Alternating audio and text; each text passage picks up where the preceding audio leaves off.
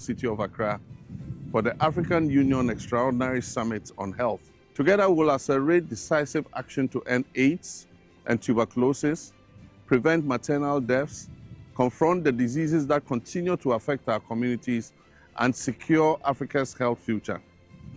Under the theme, Advancing Justice, Equity, and Universal Health Coverage, we will unite around a clear continental agenda to strengthen local manufacturing, to grow Africa's pharmaceutical sector, to unlock sustainable health financing, and to build resilient health systems that leaves no African behind. As a host country and in the spirit of the Accra Reset, Ghana stands fully committed to this vision. This extraordinary summit is our collective opportunity to turn Africa's health challenges into a lasting legacy of self-reliance, dignity, and shared prosperity. And so let us come together to shape a healthier, stronger, and more dignified future for our people. Ghana stands ready to welcome Africa and to work with all member states in building a healthier, more resilient, and more prosperous continent. I wish you Akwaba. Welcome to Accra.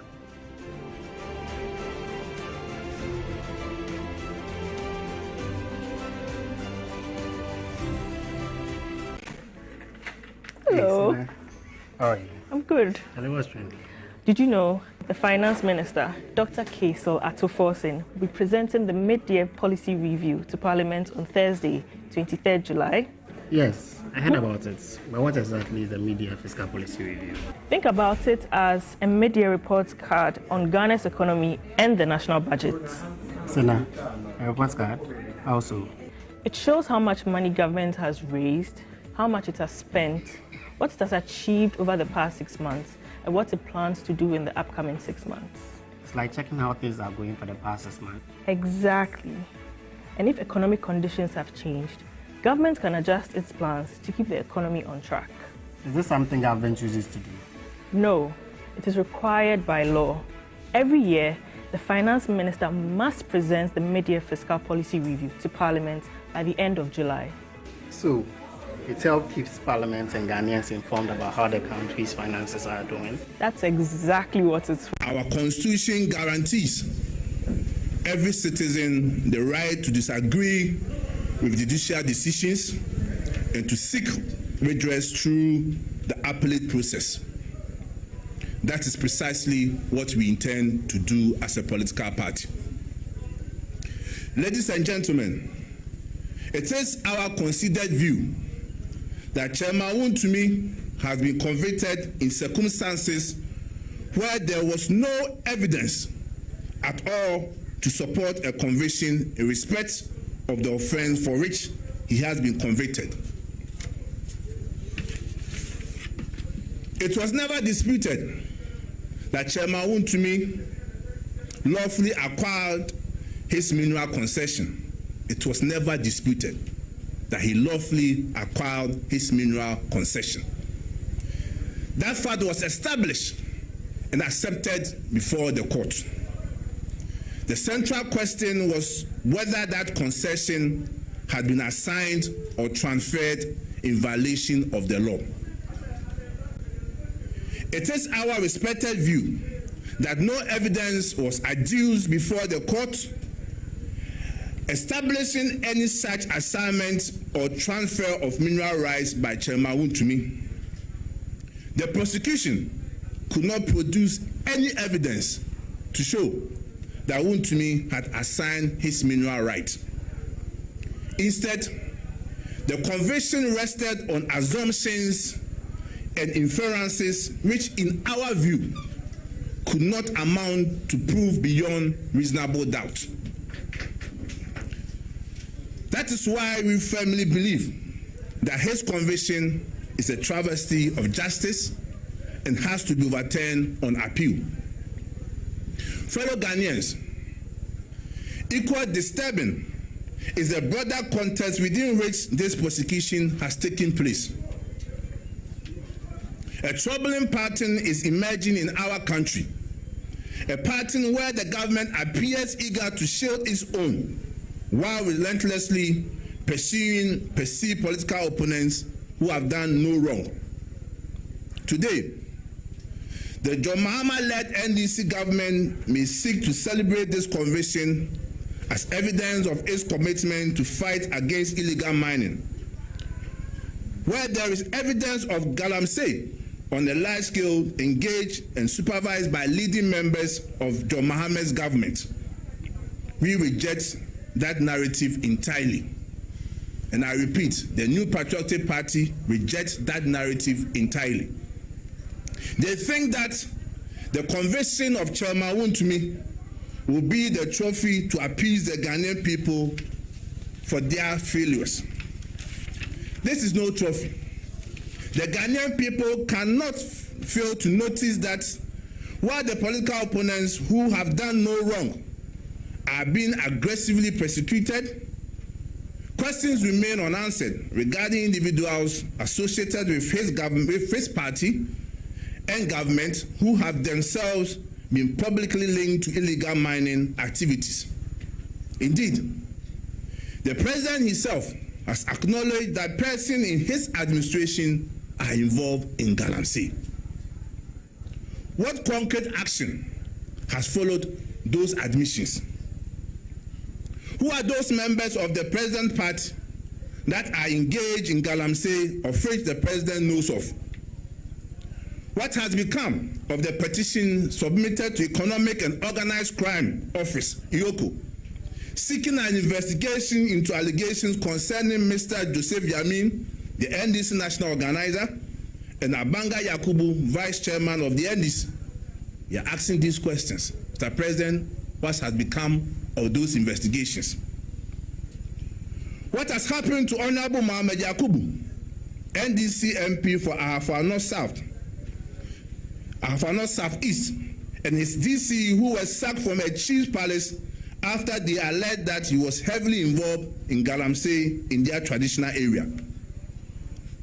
What happened to the NDC MP for Aworin, Honorable Oscar Ofori Labi, who was accused by the chiefs and the people of Aworin, as well as Ghana's coalition against galamsey, for engaging in galamsey? Why has the nation not witnessed the same level of urgency and determinations in those matters? Justice cannot be selective. And I repeat, justice cannot be selective. The fight against illegal mining cannot become credible only when it targets political opponents in respect of whom evidence of wrongdoing does not exist, while overlooking allegations involving others, especially from the president's own party. Ladies and gentlemen, we also wish to state that Ghana faces far greater than political persecution at a time when our nation is grappling with growing security threats, the devastating impact of illegal mining on our cocoa farmers and farming communities and the areas owned by farmers, the government's inadequate response to recent flooding across the country, and the increasing menace of terrorism within the sub-region, Ghanaians expect leadership that demonstrates agency, competence, and an unwavering commitment to protecting lives, livelihoods, and national security. No government should attempt to divert public attention from those pressing national concerns through selective prosecutions designed to create the appearance of success.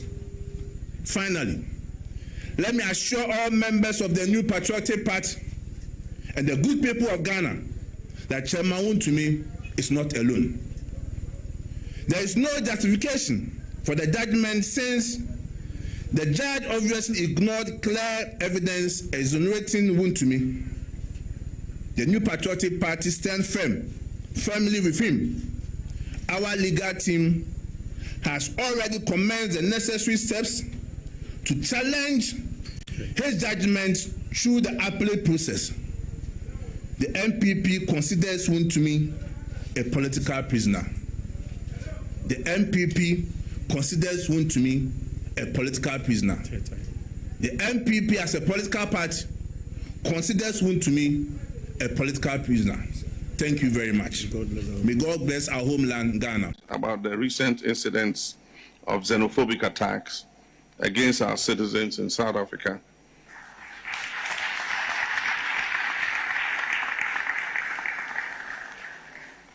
During which some Africans, including Ghanaians and Nigerian citizens, have lost their lives, while many other African nationals have experienced fear, intimidation, and uncertainty. Ghana welcomes the decision of the Authority of Heads of State of ECOWAS to fully endorse and support Ghana's petition at the African Union for the matter to be addressed at the next AU mid-year summit.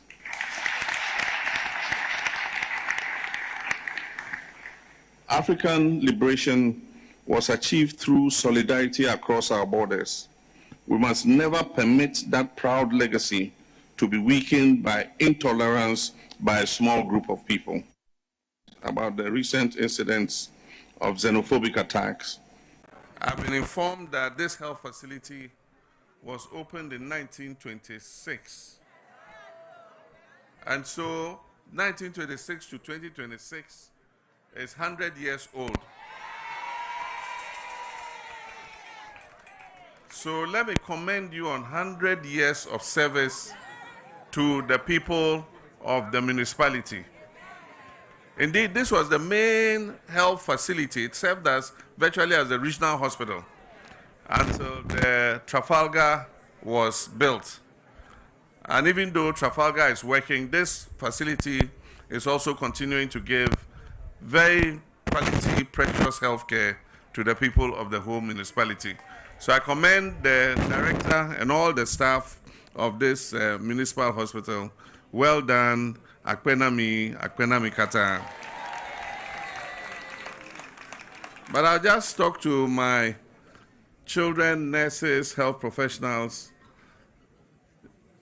Florence Nightingale is said to be the role model of all nurses and people who give care. And Florence Nightingale said the reason for her success is that she never took any excuses or gave any excuses. It meant that whatever the condition, she never gave an excuse. She went ahead and did what she had to do to help the unfortunate patients that she had to attend to. Health is our most precious possession. Nothing is more precious that you own, not your car, not your house, not your education, not the way you dress, not your clothes, not your expensive watches. Your most precious possession is your health.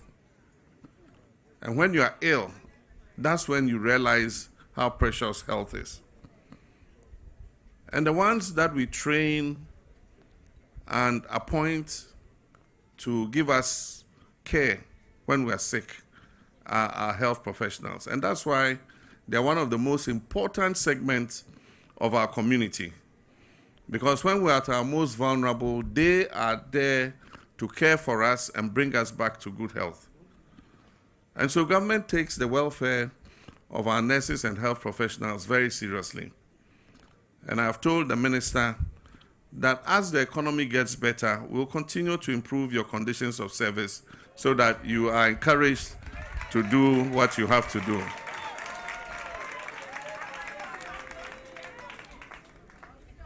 And like he said, one of our major problems is not only in the numbers, and we'll continue to employ some more.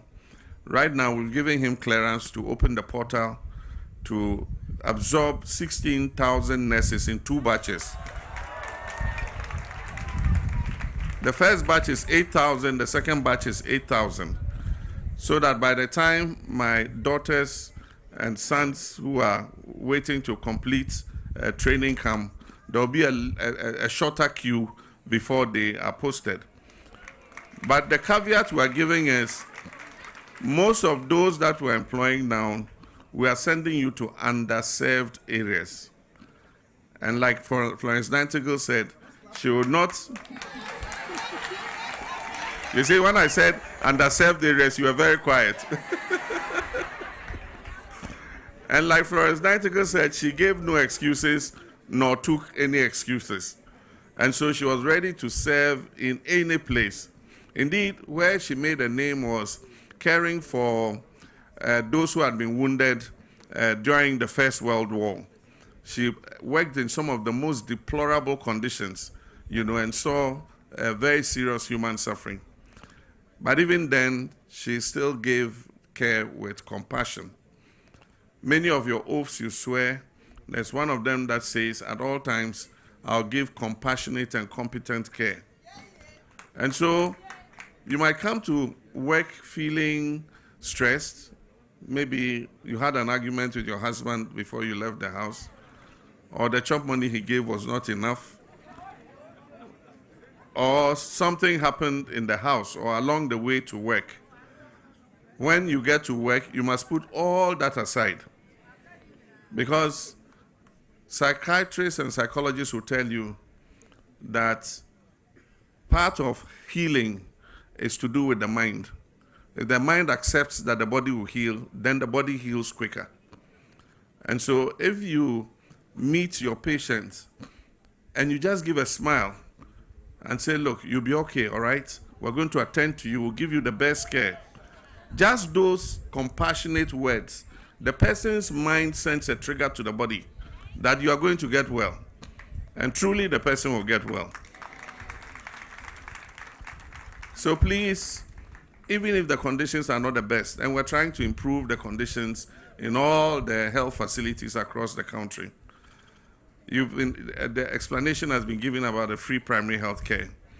And I can only just add to it, even after we did the national health insurance, we still had 12 million of our people who had no health insurance card and so had no access to health care.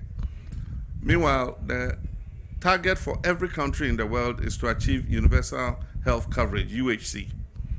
And so it meant that we must find a way of capturing those remaining 12 million of our citizens. And the only way to do that was to look at what are the categories of people who are not registered on the National Health Service, and realize that most of them are in the rural areas. And so we conceived the free primary health care program, which has been rolled out and which we are talking about today. And that program is to capture the bulk of the people who live in the rural area, who normally would not go to the major hospitals with health cards, but will go to their CHIPS compounds. And so we said from polyclinics right down to CHIPS compounds, we should make them free of charge for every Ghanaian. If you're a Ghanaian and you present yourself to a polyclinic, a health center, or a CHIPS compound, they are not supposed to take 1 cedi from you. It's free of charge. And I want to commend and thank the president of the Christian Health Association of Ghana for the very strong endorsement they gave and his pledge of their support, because the pledge of their support will be very critical to this. And he actually gave a very good rendition about the linkages, in the healthcare levels. And so one of the major benefits of the free primary healthcare is the prevention of disease and the medical screening. And I think the drama group from South Dai who demonstrated it did that very perfectly. And so while you go to the CHIPS compound in case you feel unwell, the personnel of the CHIPS compounds will also go out and on health promotion ventures. And it could be in a classroom block, it could be under a tree. They just put a table, they have all the equipment they need. And I've said that every Ghanaian should do his best and once a year at least go and have your blood taking. Let them measure your pressure. We went to the central region to one of the CHIPS compounds that was newly opened. And when we got there, the first patient that they were attending to under the free primary healthcare walked through the door. So they sat her down and they took her blood pressure first. And already her blood pressure was above the normal. And it fitted with the symptoms she had complained of. She said she was having headaches and that sometimes she felt dizzy. And so already they had identified what the problem was. Now, if she didn't have this access, she'll just continue, she'll go to a native doctor or she'll go to a prayer camp and they will pray for her. And then she'll be doing her normal activities thinking she's okay. And then one day she'll just collapse and they will find out she's either had a stroke or she's had a cardiovascular incident, or if untreated, one of the major causes of renal failure is hypertension, because the blood circulates through the body. And the kidney is one of the most sensitive because the kidney is the organ that cleans toxins from the blood. And so,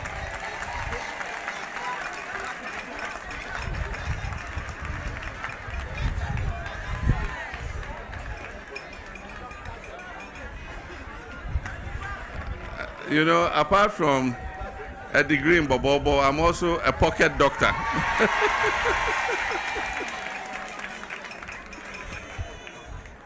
I'm also a pocket doctor.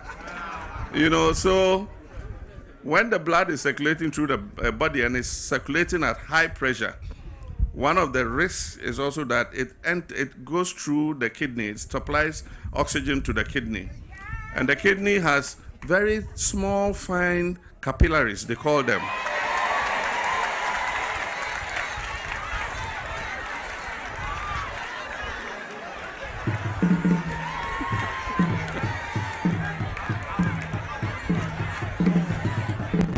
I think when I have 2.5 years left, I think when I retire, I should come as a lecturer to the nursing training school. And so because of the pressure destroys the capillaries. And that's the beginning of renal failure.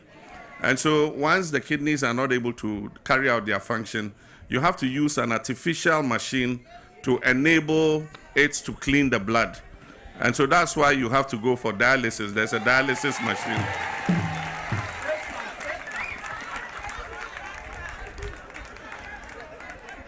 And so the health screening is important because that will save your life. And then they'll also check you for diabetes. Because if your blood sugar is high, then you develop diabetes. And diabetes too can trigger hypertension.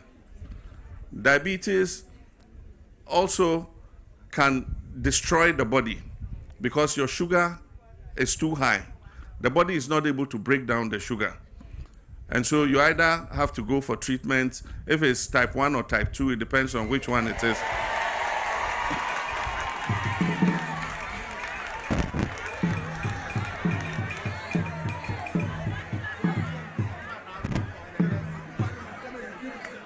And so if they screen, they'll refer you.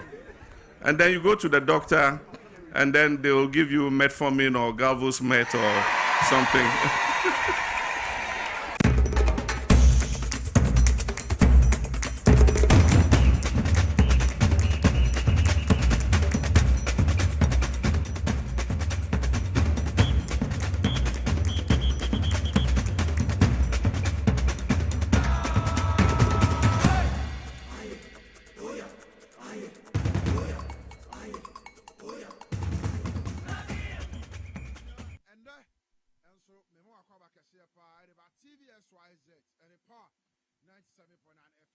Politics Jumedi Suni, some of who are you, our mind gun and what you didn't suffer said, one so Ubetimia won't ya see in some Econino.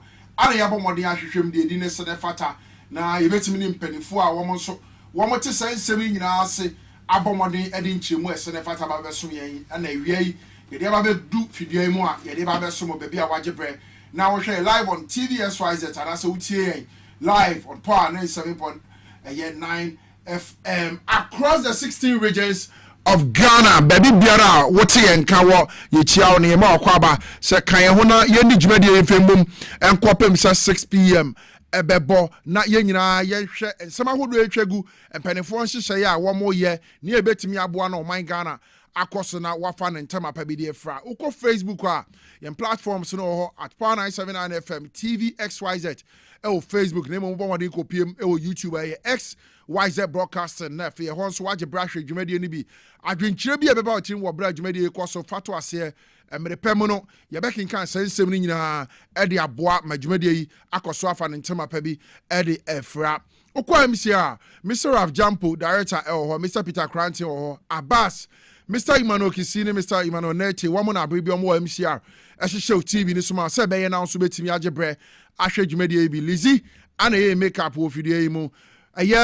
Prince Ofosu ane Kofi Esante ana na wo mugina cameras na chi a wo mu betwa dwumade na wo mode asom ena wie nso. Mr. Kelvin Asante one ni me producer wabo mode ahwe dwumade nyina de ama me Simon so membra na me medi ho chiame enfensom. Midi Edi NK Obrempong, the grassroots president, Okwapemai Kania, Tutu, Ekiapem Dese, Ewiawenso, Matanasi, Yankopon, and Shirawa Mempreda, said Wajebre, CN Nisaj Medi, and Fimum. And also, said the Diano, and Seminole Bebre, Ewaha, Yebebo Modding, not yet this and Semi Hong Komo.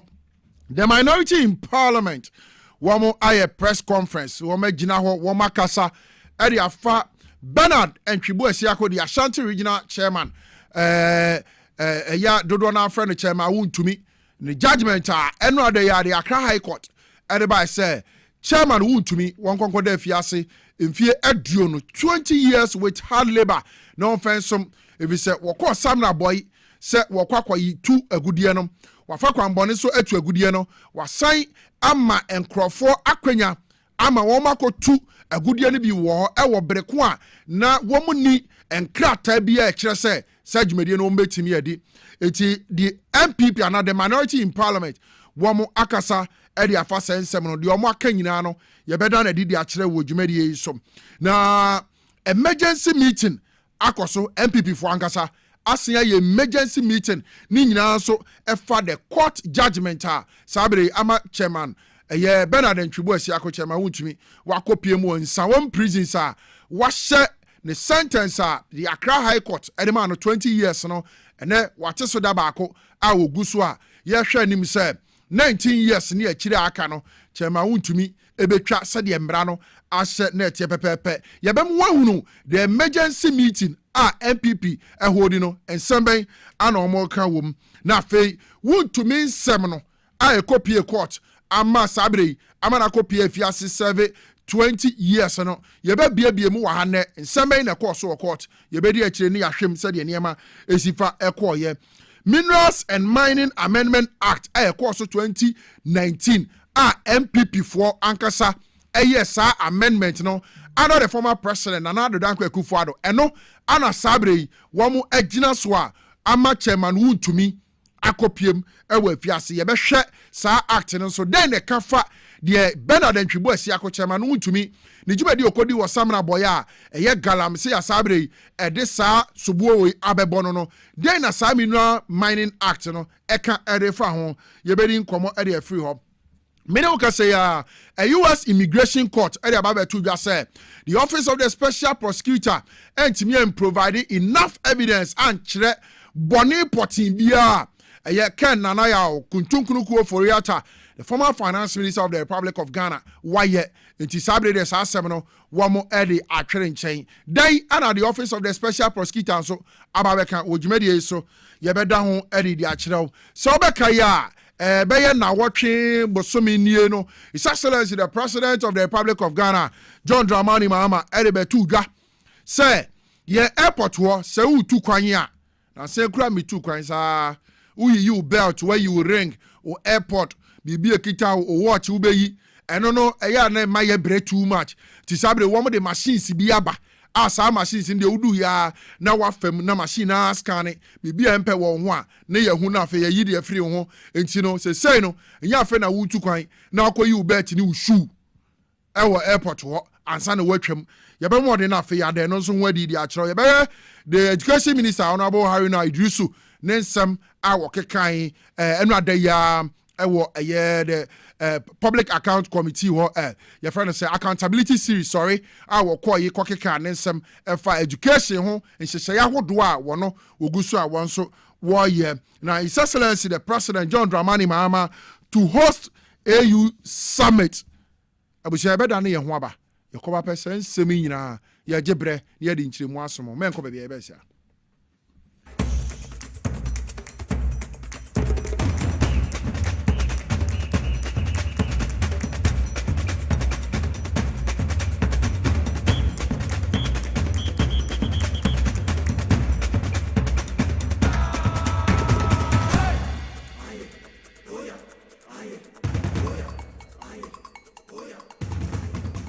Mesamo akwaba kesebio at about TV SYZ and Power 97.9 FM. Inside Politics, Jumedi Sunye, in some ahodo etwegu o man Ghana mu a de di nesene fata say won so ba bia wo wa wagebre na obehwe Jumedi bi betimi di asomo wo fie wo kamu ana se wadwumam ana sabre ya bobo asensem ni nyina afa sa akonya yi so ere ba besomo ba bia wo midin de enke Obrempong midi Jumedi ho chiame ene de atena konwa kese mu de ama Mugabe Mase the capacity man, commander of the 900 million angels. Commander, baby, I war and ne a real number and carbon promise in Yankopon when Shrawa and Yadiame me peneda. Tabusha Kayo, not yenny Jumedi Mom Copem says 6 p.m. Bebo Facebook, yen platforms no at Power 979 FM, TV XYZ or Facebook. But my Jumedi Binado agent ready at twice here. Uko PMO YouTube, the XYZ broadcast and everyone's wajibre. Ashe Jumedi bi de wadwenkyere atoase na mrepem no yakenkan na obi bia hu sampa won so kan bi ana man Ghana guso a ofa no ntema pa bi edi fra ye to ye Jumedi no so a the minority caucus in parliament aye ensentrefo enhyiamu a wo makasa area fa judgment at the Accra High Court edi to dwa say chairman wuntumi enkodem wafiase 20 years na won fa nya dwumaden fa mo man Ghana esane kwan a wo fa so na wode ekopiemu e wo samra boy koye galamse ma foforo akwanya so mo so mo nya galamse a na emra emma ho kwan sa e wo oman mu yenhwe chairman your friends the minority caucus in parliament wo mo essentialfo nhyiamu a wo mo ye no ensem na mo de tu dwane ye be beto adwumadi sama. The minority would do whatever is lawfully and properly within its power through Parliament and through public advocacy to see that justice is done and that the defects which have robbed the judgment of its legitimacy are corrected. 4 serious defects run through this case, and each deserves nation's full attention. First, the denial of a council of choice. We understand that judgment was delivered despite the absence of Chairman Wintume's lead counsel, whose office had notified the court of a prior professional engagement abroad. Second, the refusal to refer serious constitutional questions to the Supreme Court. The trial judge decided for herself that Section 99 2B of the Minerals and Mining Act was, in her own words, clear and unambiguous. Third, and perhaps most vulnerable of all on the law, is how the court pierced Akunta Mining Limited's corporate veil to convict Chairman Wuntumi personally. The judgment convicted Wuntumi and the company separately on separate counts, using reasoning that treats them as one and the same.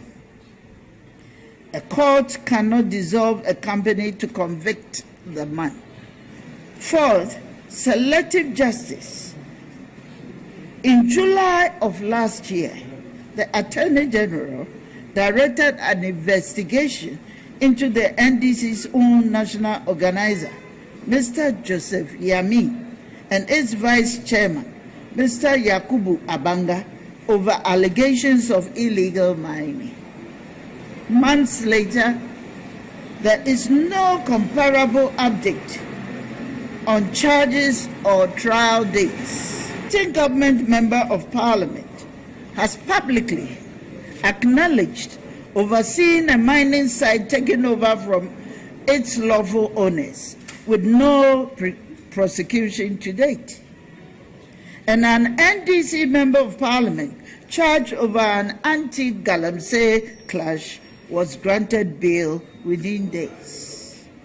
This pattern, taken together, sustains a reasonable perception that the machinery of the state moves fastest and land hardest when it is pointed at the political opposition. A government serious about ending selective justice must prosecute its own with the same vigor it has shown here. We therefore call on the Attorney General to publish the state's enforcement record on illegal mining across the political spectrum.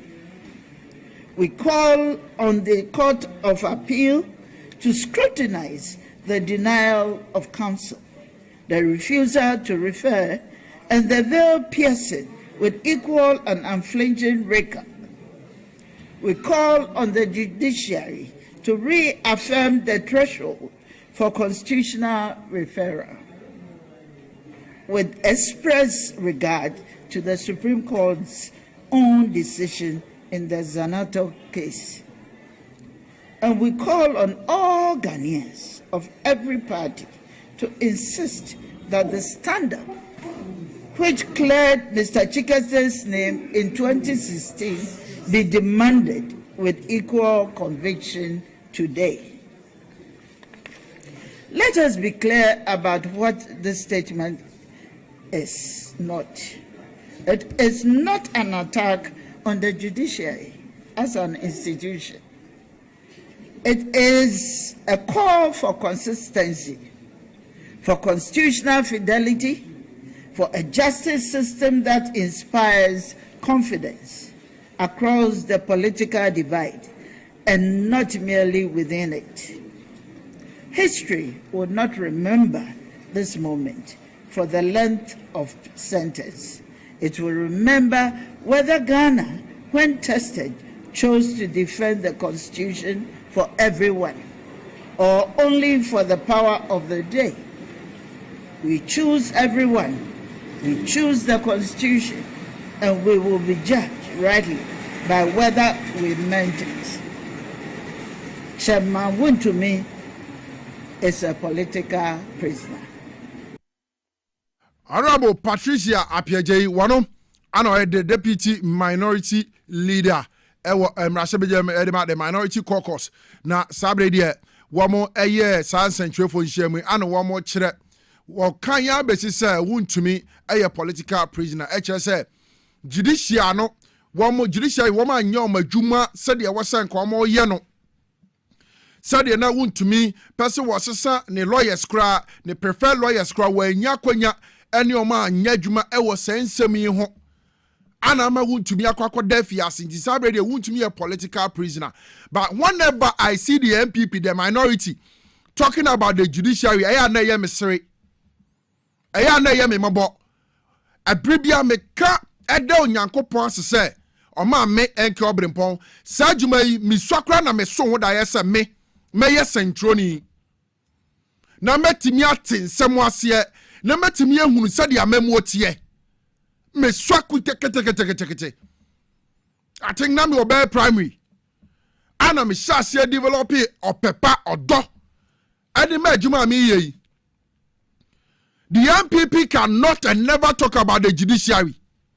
Say attention bi akoso ananie ma bi wo mu a enye. One year huni gone are the days na say political figures bit say Wontumi mo shanka asamoba 8 years ni asam ni wie because ye be tactics say wo hwe asam na boy case Wontumi lead counsel na ye honorable and the Akubi anana lawyer ena na odi Wontumi achi court share date on the 3rd of July say Wontumi judgment eba ehwape and the Akubi nyare bibia nya ande apia ko bi sorry no say ontimi ni wuntumi achi bio ware draw ejisesi ane de wuntumi nkofa aye atachia lawyer atachia no medical sinanim ne nyina ye delay tactics wabere ko aye tie prosecution witness ahodo a woman nyina be testify against wuntumi e court wono ankasa ne managing director de ma akonta mining ebegina asemi be testify against wuntumi say ampa wuntumi de ma ye nsa kwan ne de yenko samra boy say yenko ne yenko to galamsey ayede abiam na aka gone are the days ni ye to asem na say 6 months ni ye to ase 1 year ni ye to ase na abanya dane na senipa no afa ne hodi. This time is the research time. Aw mampani John Dramani Mahama Diaba. Enti die ne koso a MPP for mo si anyamode another minority caucus in parliament. Dey na anyamode. Dey want to me eye no say obi a company ana obi a de ana dey want to me koye wo Samra boy ama ensu etoye ne eyirifa Samra boy fo nyina. Now the people of Samra boy, residents of Samra boy, they are talking. Kwahwe nra da ye nije a epiem o Samra boy. Ko Samra boy kwahwe enra Ghana fo timamufu a wo Samra boy wo manije age se wontumi a wo ba Samra boy ebe divert nsuo kwan ahodo ebetu galamsey wo nsuo na namu ama nei nsuo toye no enkrofo bebre were displaced by the rains. Our Samra boy over 2,000 residents. Because Chairman Wu to me kwa pen wanya ni wa ye manabro so. And you talk about the judiciary. As I said earlier on, the minority caucus and the entire MPP do not have any moral right to talk about the judiciary. We are in this country in December, November in the year 2024, ahead of the 2024 general elections.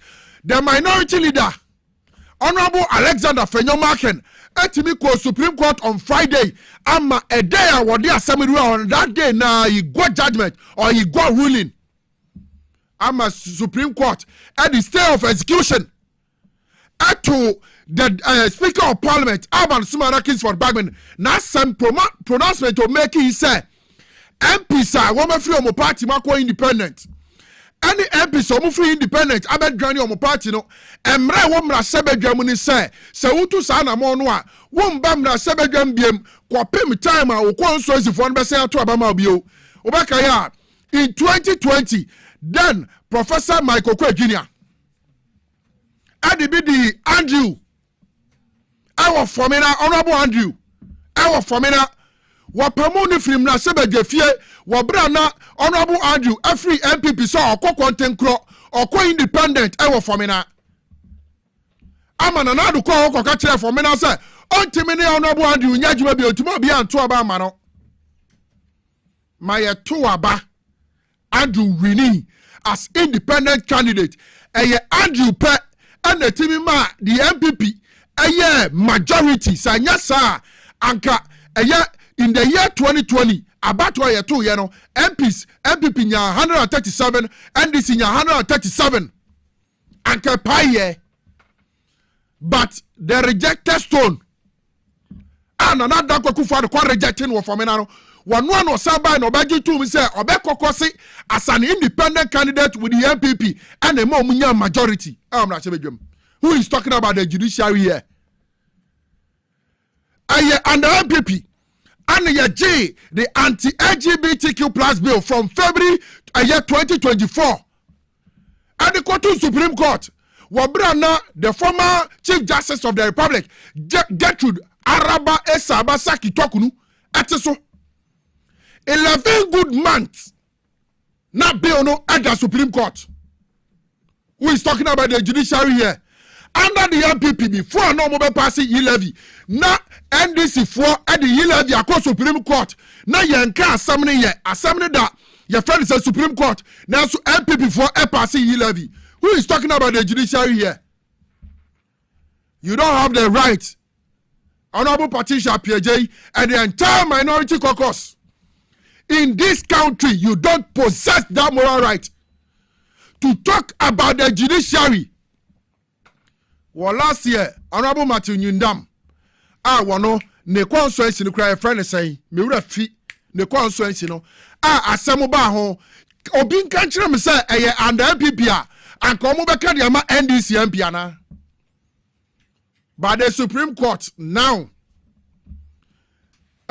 Chief Justice Olidi, Justice Paul Bafuboni, one more tina assembly hwehwe mu na one say Matthew Nyundam kwana kwodi UMP ko ya mi sese a young people for come back to me ayesa na edo de mobile ebebo judiciary na baso judiciary na yade afede ma hu fair justice but anko amamu bia ne a you have to denigrate the justice system in Ghana.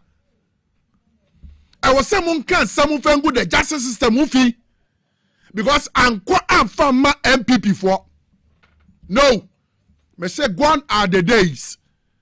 Na se asem eba court na a political figure be involved. It will take 8 years, 10 years, 20 years before send you back assembly or sometimes you discontinue assembly because a political figure. The chairman won't to me aye. Ewo kromano. Why no nya where? Some of the case is not the only case. Exim Bank the whole China. Tano Nimri the whole China. Road contractor who do Coco road contractor who do Bernard and Chibu Siako, the Ashanti regional chairman of the MPP, AGSO Beye, ya two about MPP Elusu Ukraine, Asa Jerry, na Bernard and Chibu Siako, Egusu G road contract with Canes no yay. What are you telling Ghanaians? Me say I'm there. Now, the youth of Ghana. Obia Ghana for be any other ho. Obia hunu no cry, obia hunu light. To these press conferences, the MPP, the ME say you are not learning. And yadia musia, and each day the party keeps going down. The MPP, the New Patriotic Party, keeps sinking. Because no cry bakopa mubeti miyaka oyase, ayamoden. But Ghana for ehwa memu amubebu ye. So George Media no suna FM. Now the leadership of the MPP, wama meeting, emergency one pa adeshe, yanko nafe, yanko kai, wamo nsemu wamo de atuga, efa judgment at the Accra High Court, wamo ede ema Bernard and Chibu Siako say one them in 20 years. So the leadership of the New Patriotic Party, together with the flag bearer and the party's legal team, is currently in a meeting to thoroughly review the judgment delivered by the court in the case involving our Ashanti Regional Chairman, Mr. Bernard and Chibu Siako, popularly known as Chairman Untumi, concerning the Samra Boy mining matter, and to determine the appropriate next course of action. The party will communicate its official position and the decisions arising from these deliberations in due course. In the meantime, I respectfully urge all members of our great party to rally behind the leadership during this challenging moment.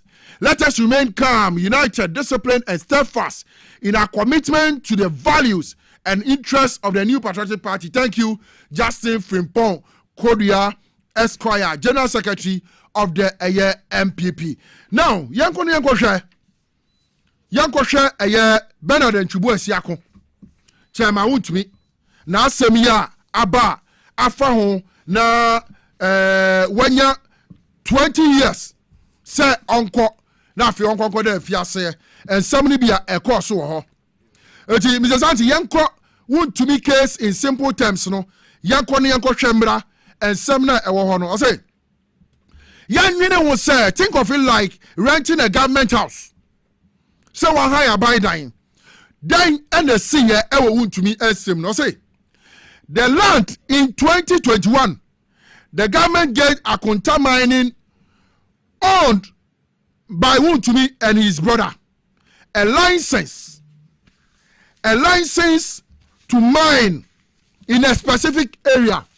And in 2021, ana aban no eba modern ana woma akonta mining a specific area say Bernard and Chibu Asiako ene ne bra eye chama wuntumi ne bra wo monko na fe wo monko tu agudie ho yan to ase na yan hwe ensam na asisi ni bi no na wuntumi ama nadamfo Henry Okum ewura the same land and so no letter no prior approval from your friend said the last minister asase ne ade ma wuntumi ane ne bra no wama wobi ewura bia your friend Henry Okum anso ebo wura asase num wabreko a na yema no tumi biara approval biara emfi the last minister no ho said yembra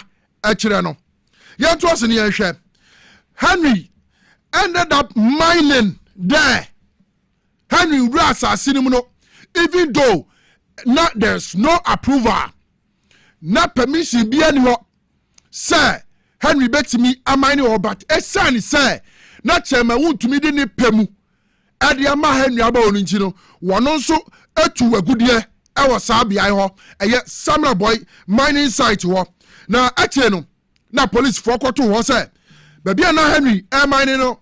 Na wom ko hunu excavators wom ko hunu gold wom ko hunu adwumayefo se wom wo site ho a wom ye adwuma now yento aso aban ni story eno agina so ama wuntumi sabre wakopiem no aban ni say wuntumi gave Henry the concession to mine illegally sasa na Bernard Ntwibu Asiako chema wuntumi adema Henry Okum no wode ma no awo breku a enyina mraso aye illegal way ana chema wuntumi adema Henry Okum se wonye sa adwuma no ewo honom na afei wono chema wuntumi enya sika bebre efri sa concession na odema Henry Okum no ho wo breku a wanyina mraso yanto so wuntumi so asema o kan say I only told Henry to go and plant coconut and fix the damaged land. I never told him to mine.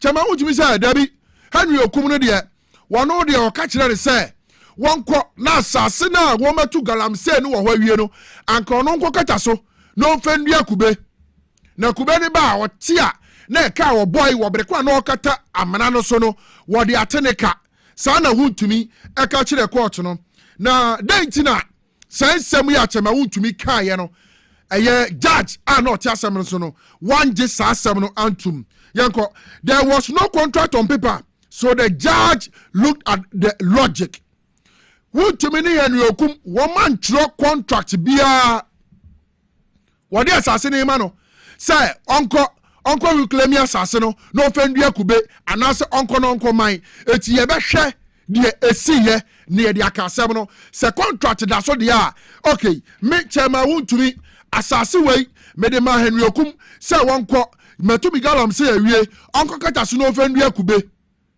afia de na Henry enei ukoye mining no contract no nothing of that sort and a see yet so Henry is a miner Henry Okum achema wuntumi say the assassin man no say onko kata so no ofendu akube no Henry ye miner a non miner obi anim etia den na Henry ebeko mining site so say wo kwa kokata so no de ni sika na adua kube wo breko onye kube adwuma that's the logic me ye miner me tu agudie wo fom adena your friend is saying say see you baba be humi say Obrempong bra kwasase we metu your friend is saying go da wie ama manade da ho kona kokata so wa ma me sika bia me de be yesa na mo me kata so na me friend dua kube how many years ne take answer na kube anyini ya nyina ya nwene ho ya mie ya adwenem how many years mine now didn't see cash adie mu a o to no wo ho akoton say on train 4-5 years 3 years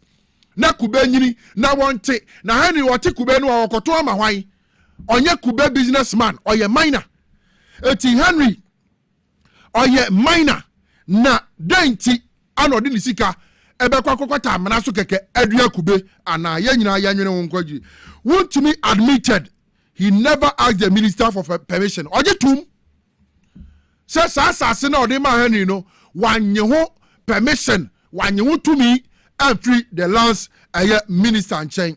Henry under oath, he told me to mine first, then use the money to do the reclamation. Henry Kwakwato no.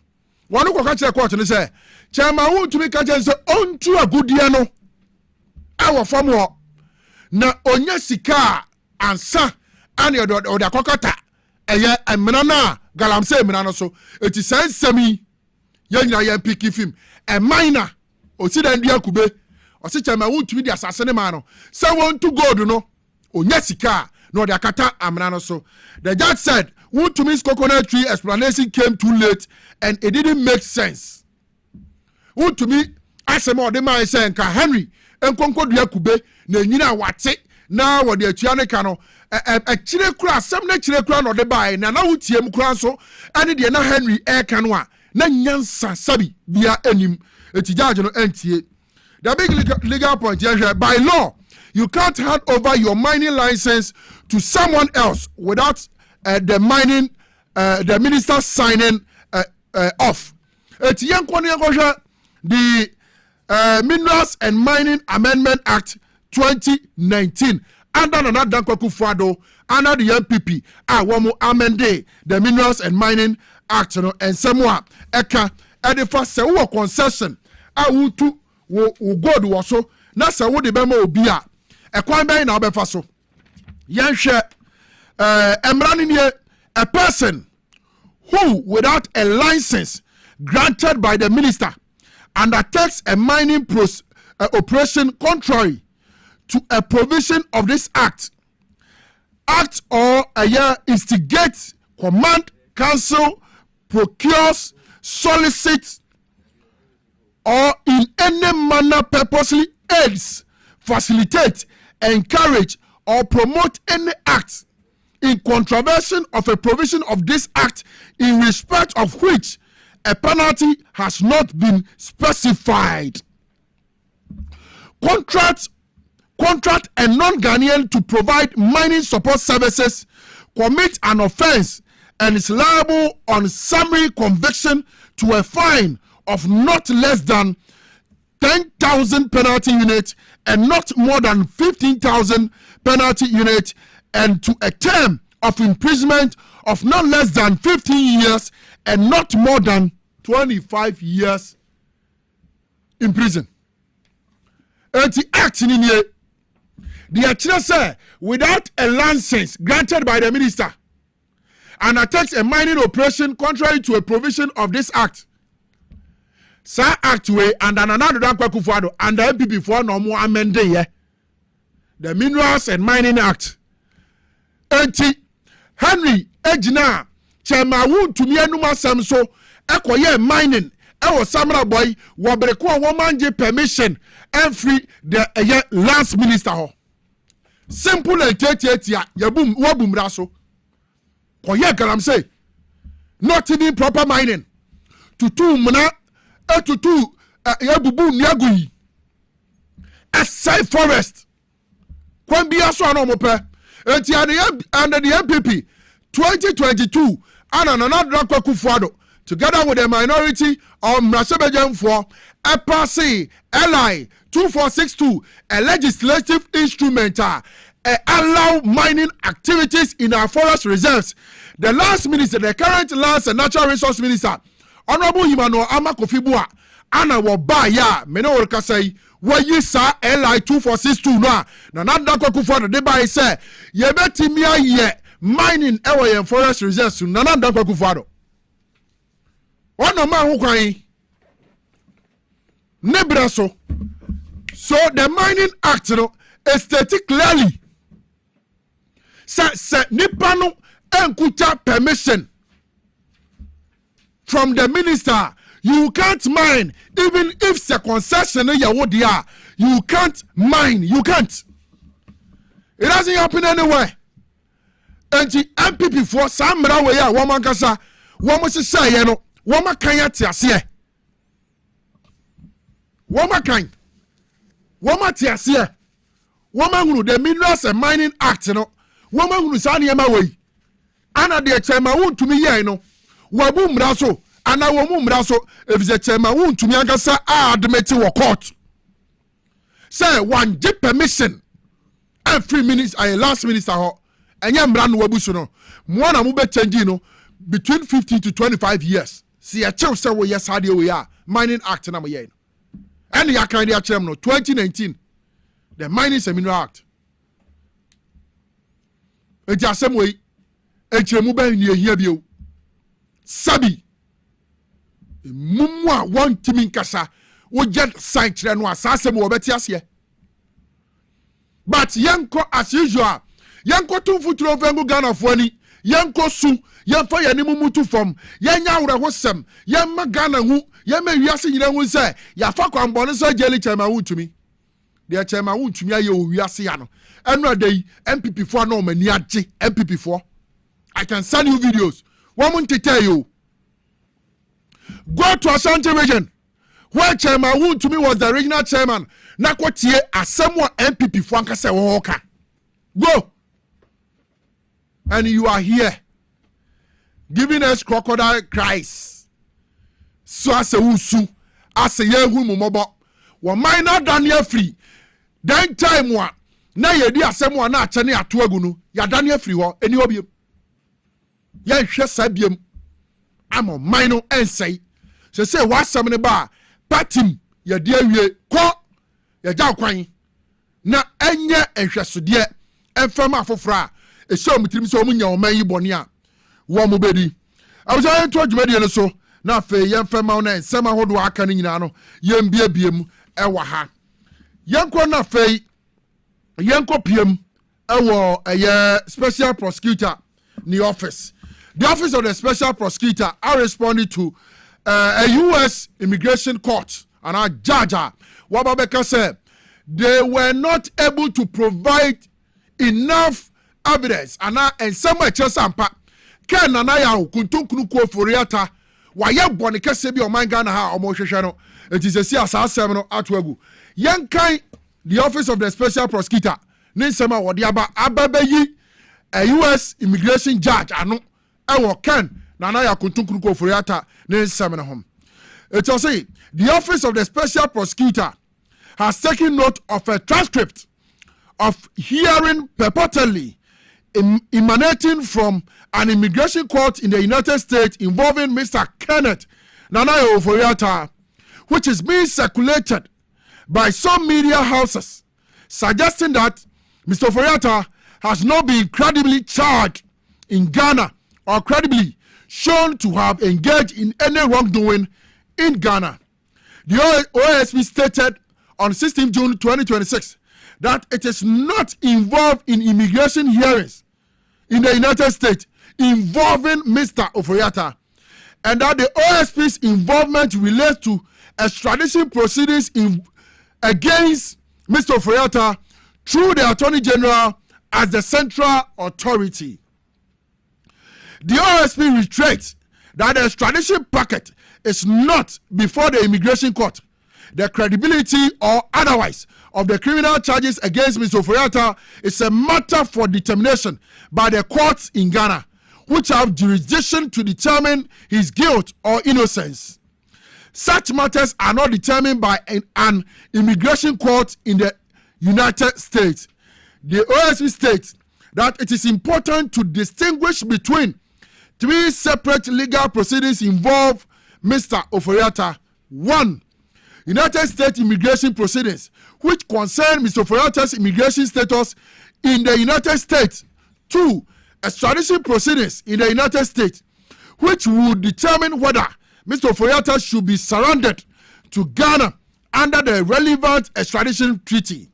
3. The criminal prosecution of Mr. Oforiata in Ghana for corruption and corruption-related offenses before the High Court, Accra. The OSP reiterates that Mr. Oforiata remains the subject of criminal proceedings in Ghana, which are before the High Court, Accra. A valid warrant of arrest has been issued by the High Court, Accra, and Mr. Oforiata remains a fugitive from justice in Ghana. He is required to submit himself to the jurisdiction of the High Court, Accra, to answer the criminal charges pending against him. The criminal proceedings in Ghana shall continue in accordance with applicable law and the directives of the High Court, Accra, whether or not Mr. Oforiatta is present in Ghana.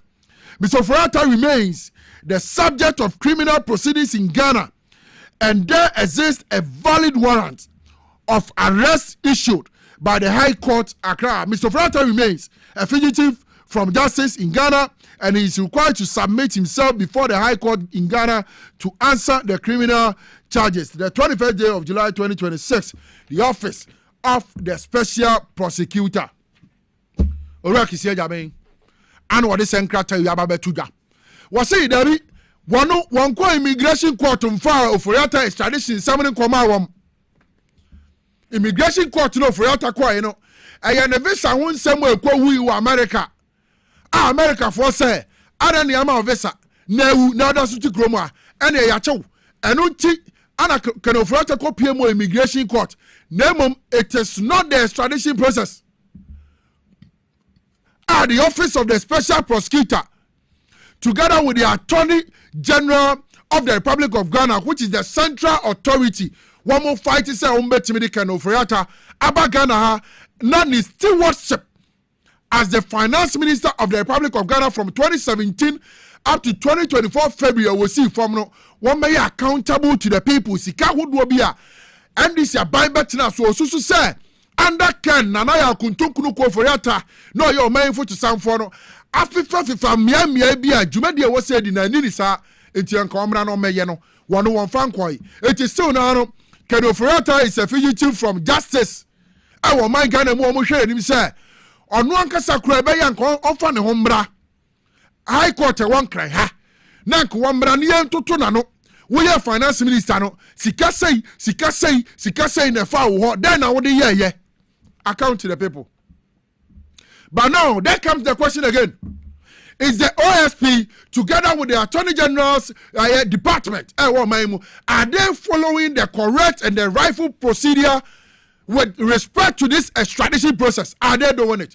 Because this afternoon, Farouk Al-Wahab, international diplomatic consultant, Eddie Nkomo, and he stated it emphatically, said, process the special prosecutor after so person what they can Oforiatta Bagana no enye da and then what home because internationally the world do not recognize the office of the special prosecutor. And as of now, the US they do not recognize any extradition process by the office of the special prosecutor in America. I will bet you can Oforiatta ba. It is a say and a beya dia. And you're not Ghana, you forget it. I did can Oforiatta. One kasaka so beba kromwa. Sanya sadia. I didn't dump it. Because process now, the office of the special prosecutor, Oraki say Jabe, and Nam Swano, and Yadi Betimidi, Ken, Nanaya Kuntunkunu Oforiatta, the former finance minister of the Republic of Ghana, a betimidi about my Ghana, Hanum say. Ama bibiara etim yesi yanto so na fe yanhwe dwumadia aka no fe mam se wokọ airport wa me na uka say ubekwa kwakohu machines ahodo a His Excellency the President John Dramani Mahama ebeka kire yen se dabi se de ye tu kwan a ye kodru airport wa age ye yen belt ye yen shoe ye yen airport na ye yen watch boy ye yen ring ye coins kura we bottom mo bia hu sampa o kwabro chire kura no coins ne we bottom no sa bra die eto no the machines bia ba o man Ghana ha ukọ airport wa terminal 1 terminal 2 terminal 3 ho ni nyina no wo de ba be hyehyemu na afei udru ho na se utu kwan a eya afei na be you belt u be you mpaboa ana se u be you coins dan ya mi ko Europe mi yi mi ho nyina e ka me jeans pe amen. Oman pani wa ya de na me gwe na mse de ani e de na yi hu bebre sei akwanto ba ko pa yetu omo ye de powder akono omo mfasa yi powder na hisha omo beltim it is security systems womo dia bebegu the Accra International Airport sabre de ebe ma ho kwan se wu tu kwan ya eni se wu yi wu mpaboa eni se wu yi belt Eni se you ring o airport watch about and sana watimi atwam wo security checkpoint no eno ana o hwe o TV so se sia o TV XYZ na wo ko Facebook at Power 97 FM any TV XYZ platforms ni wo Facebook no YouTube ya XYZ broadcasting wo be hunu some machines yina His Excellency the President John Dramani Mahama wode ababegu eye airport ho na sabre die ebema ye ho atoyen na enye se abribia ye beyi ye ho nyina ansana yetimi afamu na yetukwan se ye nyi ye mpaboa bio dano papa bi edimanim na oyi ni mpaboa enye easy na pressure wo mpaboa no mu pa se obi mpaboa mu mo obi abio o mampani John Dramani Mahama no da bia meka me say amemoni say what the policies what the measures what the say pa begu na temamufo ho atom. This is governance asa what the niema pa begu wo be ya kwan na temamufo efa so a wo mo ho atimi atowom wo be ye niema di ahomka anigye ahoto enyuma sika asumdwe ababra wo manfo ebinie ntiwe me next trip a me ba beko me nkoyi me hu bio me nyadu wo pe eno ansa me nam na machine akasa ye ne scanning eti bibi hye bi wo enka Obrempong me ho a machine ne be detect nya fe na be yi me belt no be yi me mpaboa dabi. This is beautiful. Of course His Excellency the President John Dramani Mahama on one airport I will see here by 2016 ansa na ofri abem no wono ana wasaya ba wode sade we be hyem eno kire sampa de osi na ade no wono obetimi asiesie no 8 years and another kwakufado Alhaji Mahmoud Bawumia e-gate keke Bawumia si wode kwa Kotoka International Airport gate na mia maneda enei ababaya Accra International Airport mampani John Dramani Mahama osi na ade no wasaya ba ode niema pa egu akwam amatemamufo etukwan eho atom me konkura do menya ochina nka metukwan commander me leave no ochina mame 5 days wo mbio me pa chaw me visa ni wu why me leave no commander moga we dey mesrel ochina ana next week so mame 5 days pe wo the His Excellency the President John Dramani Mahama no diaba no me pesa me nkofa mu bi minya experience ni ye nti me betena ha na me biabie so na Ghanafoɔ enya a feel of good governance abaya wo dwene ne man ho oyanchi say pe betimi di mpuntuo ne ahoto e de ama ne manfoɔ President John Dramani Mahama kwame ababio the first your leadership ye besua enye kromu anko your leadership President Mahama ebekɔ amamman ahodo so me yasua woni wunia Dr. Ibrahim Mahama Nyankopon ne demo dum krowe together with your wife Her Excellency the First Lady of the Republic of Ghana Lordina Mahama Nyankopon enhyiramo ento Obrempong me da bia me mpa ya me bɔ ne sɛ musasu nipa ma Nyankopon e ma ne mpa krom ha da Your Excellency what kyerɛ sampa eba ni leadership eba na memua eyade ayede wo na yade a eka ho Nyankopon hyirawo se wo koso woni wa ban NDC muguso a moboa so man be fa na ntema pa bi afira aka niema ba ko mienu miensa bi na esi nemum kakra no muguso a mobo homoden abusha enko victory garlic eye Mr. Fuaso ye mfemra wo maduo no ye no se wutie da bria na se oyare ewom na nkoto bi a wo na mpese ho beto ye hwemra ye be beto adwedi nsama enua victory garlic mixture na wati ni dinatiatia tin se na edro ni tie na no pasem ne se edro wi adwuma enye titru pa ne se ebeboa ananna ne srade ewo ni padua ni muntin mu ama ohu atɔ kura de dika obabi wo ho a okonfikyire a ema edro ewu hia ye victory garlic mixture ebi kura ho bekɔ a ewie wo ansa na ba eye victory e na wuhia wunya victory no ma na busumi biara ubenya ofikyire akwa empa ho kura eno de akira obi wo ho a ne ti ne ta adwa no obi wo ho ye adwuma kakra bia no abrɛ na nakoma bɔ ne pɛrepɛre ne nyinaa yɛ mogya entimi mfa akoma no mu nkɔ adwene mu ɛno na ɛkɔfa saa de ne ba ɔdɔfoɔ mesrɛ wo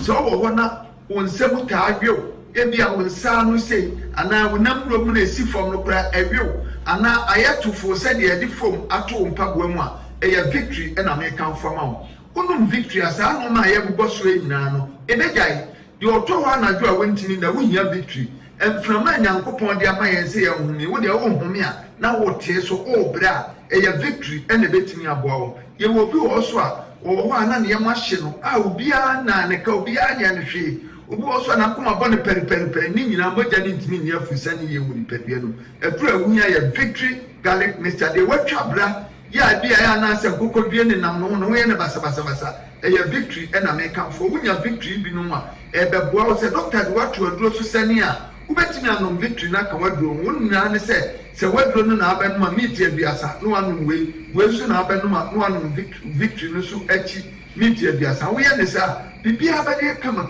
ama wo sɛ wo nase tata woyɛ agya ho adwuma a mesrɛ wo ɛduru a mekamfo ama woayɛ victory garlic mixture mesrɛ wo nipa no bia bia danse a yɛpɛ sɛ yɛfa wɔ ma danse na tie na sɛ wo so kɔtɔ a wobɛnya saa danse korɔ no a ntwe mi mpedwa mi ntumi ni di mi yare so mene ko be 12 years ni ma nu nduro mojeduru 5 minutes de trim matutu na se na meti TV mu ntumi na me hwe ne mu se moto nduro bi esi victory herba victory garlic mixture de mi ntoduru sa wa moduru no asa moduru no eye papa ntumi ni di o mi din sam no me didi afi bi no se didi ya na afi insa na afi no ntumi didi bi afi mi di ma edubone sa bi semi eno so no ntumi didi eno so mi gba mu sa afi de eno so bi du bi no ntumi didi bi afi mi hu de menya me wan de ti edo no kan wo TV so a na mi kutu bu ni me edo no anopa eni awiani anwure no ande no si afi nyampala mi no adibia ntumi didi mi si afi na tola me ko ya black masa modro no die edoni na nyame nhira mo aje me pa me problem ye menstrual pains nda ne kakra mo so me nyame menses no bosom ni ma me bre pa me brankasa me timi to tondro no na ne se manti se yesi ye bidro ha na makoto ba bia me we ntimi fa ka ekọ obi kru so ekoto bidro me timi no bi tese na victory ni in fact I don't know me die wo mu die me ko tobi me tie advert no TV so sada na me sorry anwunwe na me ko toye na dana me say ade yi to me paadi mu no moja tropa yi to me paadi mu ti me twa to me phone so kura say ha adwene a nka me de betum aka ho na mo ahwe te say so wa hwe ye kwa waka se me bia me ya bo hye na me no maduro bi te say efi sada na yi sa moja troa no to me paadi mu no me nye mezi se no maduro e ma me hu sa e moja se bi like say kwoti te say ni nyina flow kama ti victory tie mintini enja ento ho te to de bia na mo ba abaso mo me so abaso na edo ne me di hu adanse obi si me de cholesterol sa de bone e na aba mi nipadua ma be di atenase waduro ye victory garlic mixture se wunya victory ne no ma cholesterol ne se ne nani e density bia no victory be yi ni nyina afiru nipadua no odofo wo pedia to anama ne 024 25 45 633 024 25 45 633 and 020 129 3280 020 129 3280 a victory mkunim die ne de bremo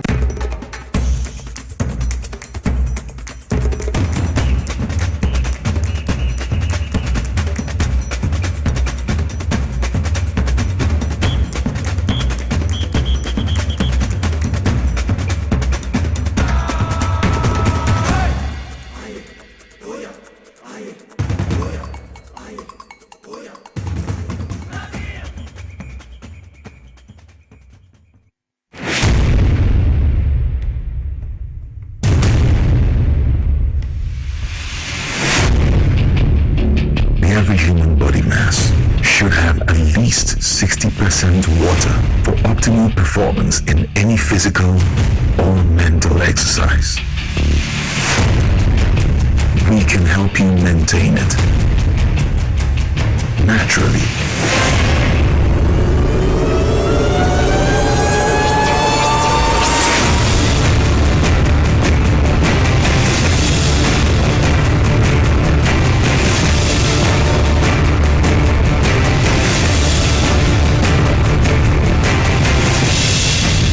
Natural mineral water. Simply natural. For bulk purchase, call 0596 273 546 or 0596 273 547. This advert is FDA approved.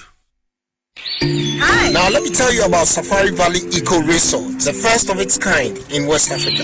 Upon your arrival, you are introduced to a butler who plans your itinerary. We were surrounded by wildlife from the moment we entered the eco park. So many activities, all in the same privacy. Visit the gym or the stables, they have it all. At my break, I'm able to practice my putting. We also went fishing on a man-made canal. Our tour guides taught us so much about the wildlife and how to interact with them. They used only electric vehicles here. This creates a serene environment. I'm told it's over 1,000 acres. My cabin here sits on 2 acres with a large terrace space overlooking my private swimming pool. Now this is royalty. They have their own farms, thousands of fruit trees. I can also have my lunch here at the waterfall. Quite a beautiful place you have here. Visit Safari Valley Eco Resort in Ghana, bringing you closer to nature. The serene environment fits into the goal of the school, which is simply to provide excellent educational foundation for your world's development before they commence primary education. At first glance, clearly you will see why the school is called Hebron Hills International School, as the building stands tall overlooking town.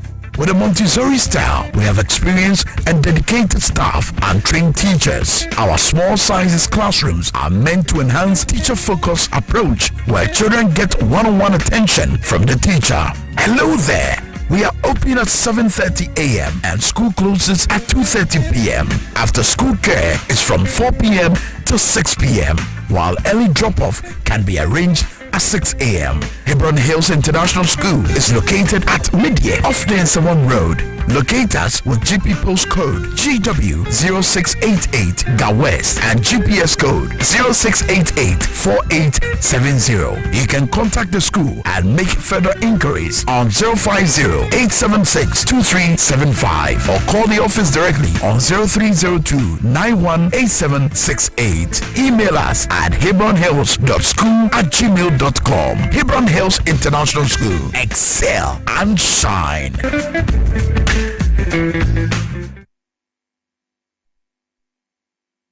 Na ede na ya obayi a oda forma so ne yafunu emunumuni. Oh, Mr. Entry, also yare ya titi me ben fie pi nanso ne yam nyono da. Se me che onu ahodo amato a me hunu hwe a ebe ya nwanwa. Menyi ni se what ulcer tamfo Hexa capsules any Hexa mixture yanum bom kotia ulcer no bia ma no anum. Anka no ho to no dadaada. Ulcer dro de eno ne Hexa capsules any Hexa mixture. Ankom ni nchiremu. Ulcer yekura eto yefunu ene ensunu mu. Etuma wo yefunu ekekawa. Woje wo ho a enyi. Ulcer etumi ema wo ye cheko ebra wadidi awie. So how eye ulcer de a compare Hexa capsules any Hexa mixture. Nanum bom na ho abeto. Predudu etu a ko okanshi drug lane Kumasi Dani Herbal Takrade AA Mensa Anafre 02038228855 Approve about Tanya Wama on more from for any more for women feeding you know and come Hexa capsules and in a mixture. All Satan for FDA Aje Edwadi Nkratui Atom. Okada 247. Efse nipa sign deliver parcels. Personal me so no pana me kwadwuma say ya. Atu madwendwen. Esa ne traffic nti. Efi se menya Okada 247. Me tuntam abribia. Don't just get there on time. Okada 247, that's right on time. Okada 247, it is the best. Okada 247, or you safe pa everyone are CCR na waba. We're disappointed so that Mr. CCR on the number. They be on pay transportation air affordable. Okada 247, and only me choice. 247, it is the best. Okada 247. Download the Okada 247 app na our phone so. Say Android and iOS. Okada 247. Me and phone call. I'm a bumbo kwanso. Okada 247. It is safe. If I cry na menyisika, edia ye mefui. Ehifa pa na menya bosia, edia tre medwuma yimu. Kan kra mabre, menya bosia ato taxi fufu. Suhum Rural Bank. Suhum Rural Bank.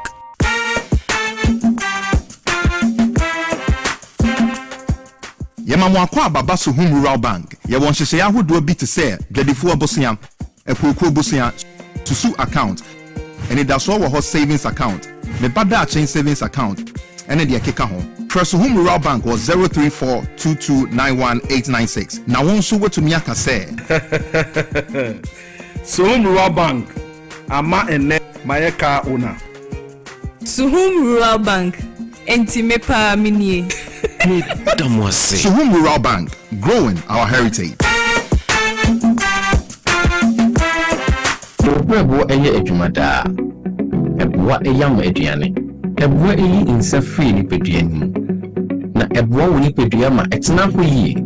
Nanso when we say niema a yedi na yenom timi ma brebo ye adwumaden sen pote. Mehunda. Me brebo ye adwuma pa. Ebia sese mitumi ye bibi boa me brebo. Ani, and wanting about the left feet from the Moses Clinic, we have our service about herbal food supplements. We see the barber, ama a year juma ye. Fatopa Yanino, and a panny and na a broma brabo ye juma ye, send a beya, and bits me yam a jania woody, and sissing pejanimo, a new moving singing. And no, I'm a brabo Obenya Life Kid or pharmacy, herbal shops, no supermarkets are able. So what do those way to up? Fresh 0244 06 8447. Life Kid, what would bread war? What will you pay? A dream and your marking for a ma emma or man for, nay, and for our 1 year in fear to me. FDA GBD Cratui Atum.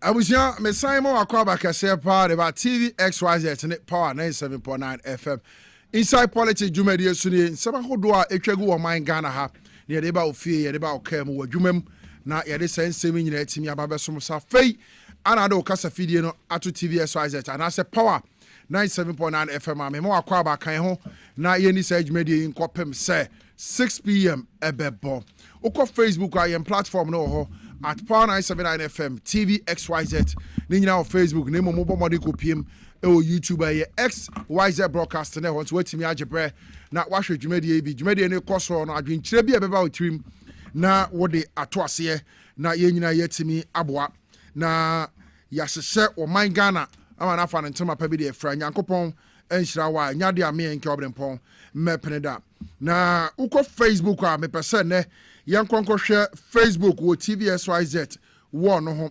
ensem ahodo a Ghana fo ahodo a wo mguso o mo hwe dwumadie yi ensem ahodo a etwagu ho no na yenridi bi enhwade me ko hwe ba ko bi sesi a o se Obrempong clean your face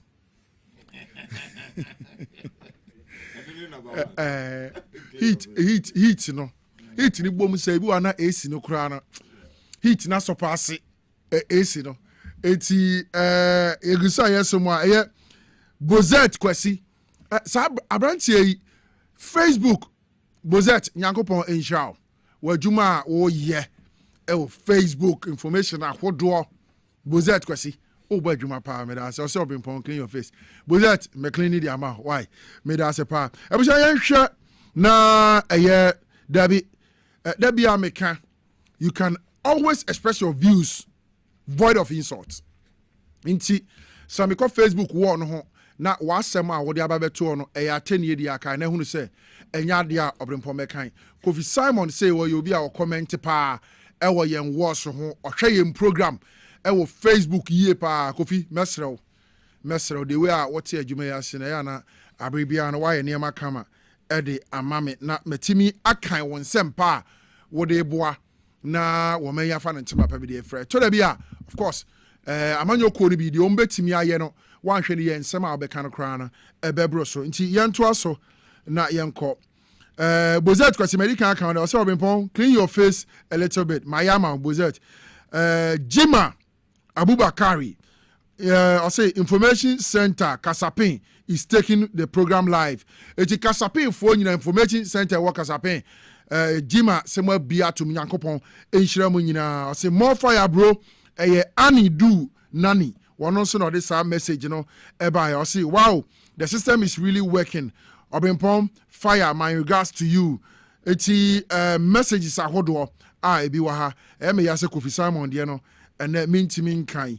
Enti I say go to court. Kofi Simon, I say go to court and stop the ugly nonsense.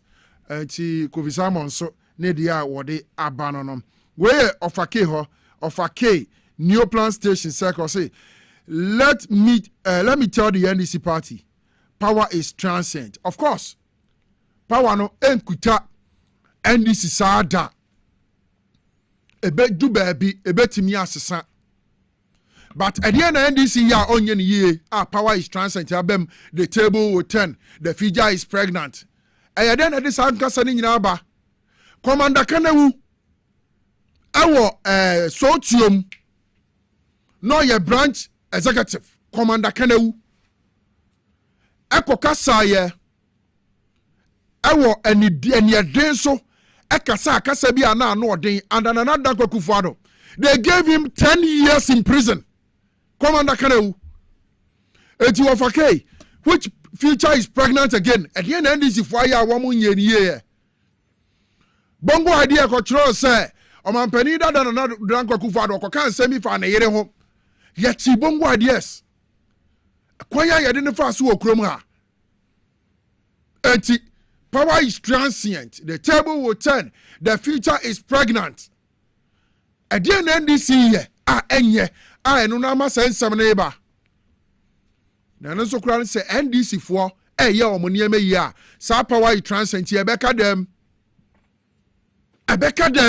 Because the Ghana for you here memuopa. Now the Ocean is Excellency the President John Dramani Mahama. Any NDC abai 1 more year, of course, nye bibia na to ye Ghana nye heaven here. But so far, and Yema also under the leadership of His Excellency the President John Dramani Mahama. With the NDC government, you know, at the end of Obeka said 1.5 years in this governance, I say more than another Kufuado, and Meresu 8 years. Adeba kopede. Of a but we won't sit in this country. We won't be here. And keep quiet, watch the MPP.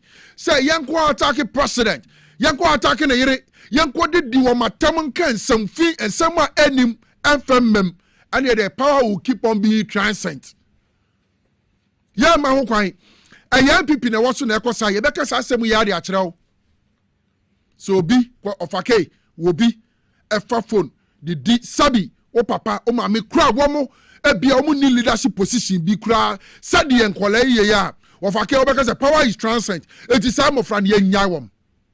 I leave this question to you wa answer I was saying to adwumadi so na fe ye nkwa yanim mawenka say Okada 247 the aba yes hear me the best Okada app in Ghana right now as we speak Okada 247 81 kasa upo Okada tenaso ma nwaye hare ma odi akoba bi download the Okada 247 app no Play Store and App Store o oda say wo fie say wo office ba bia wo gina on beba ho na o ma train your drivers and riders to the stand say oba ocean helmet o did traffic regulations so say traffic so wo gina and yes traffic so ohwahwe obi ama no watwam dabi wo mo nyane sa wo ba wo kuta helmet mienu o ma ba ko na odi ahye oti say wo be oda aduane se package bi na akodi ba bi na obekwa akwakoje me pa cho but modern na send so say ube download di Okada 247 app no ewo ufos be bia wugina omobeba womoba so good services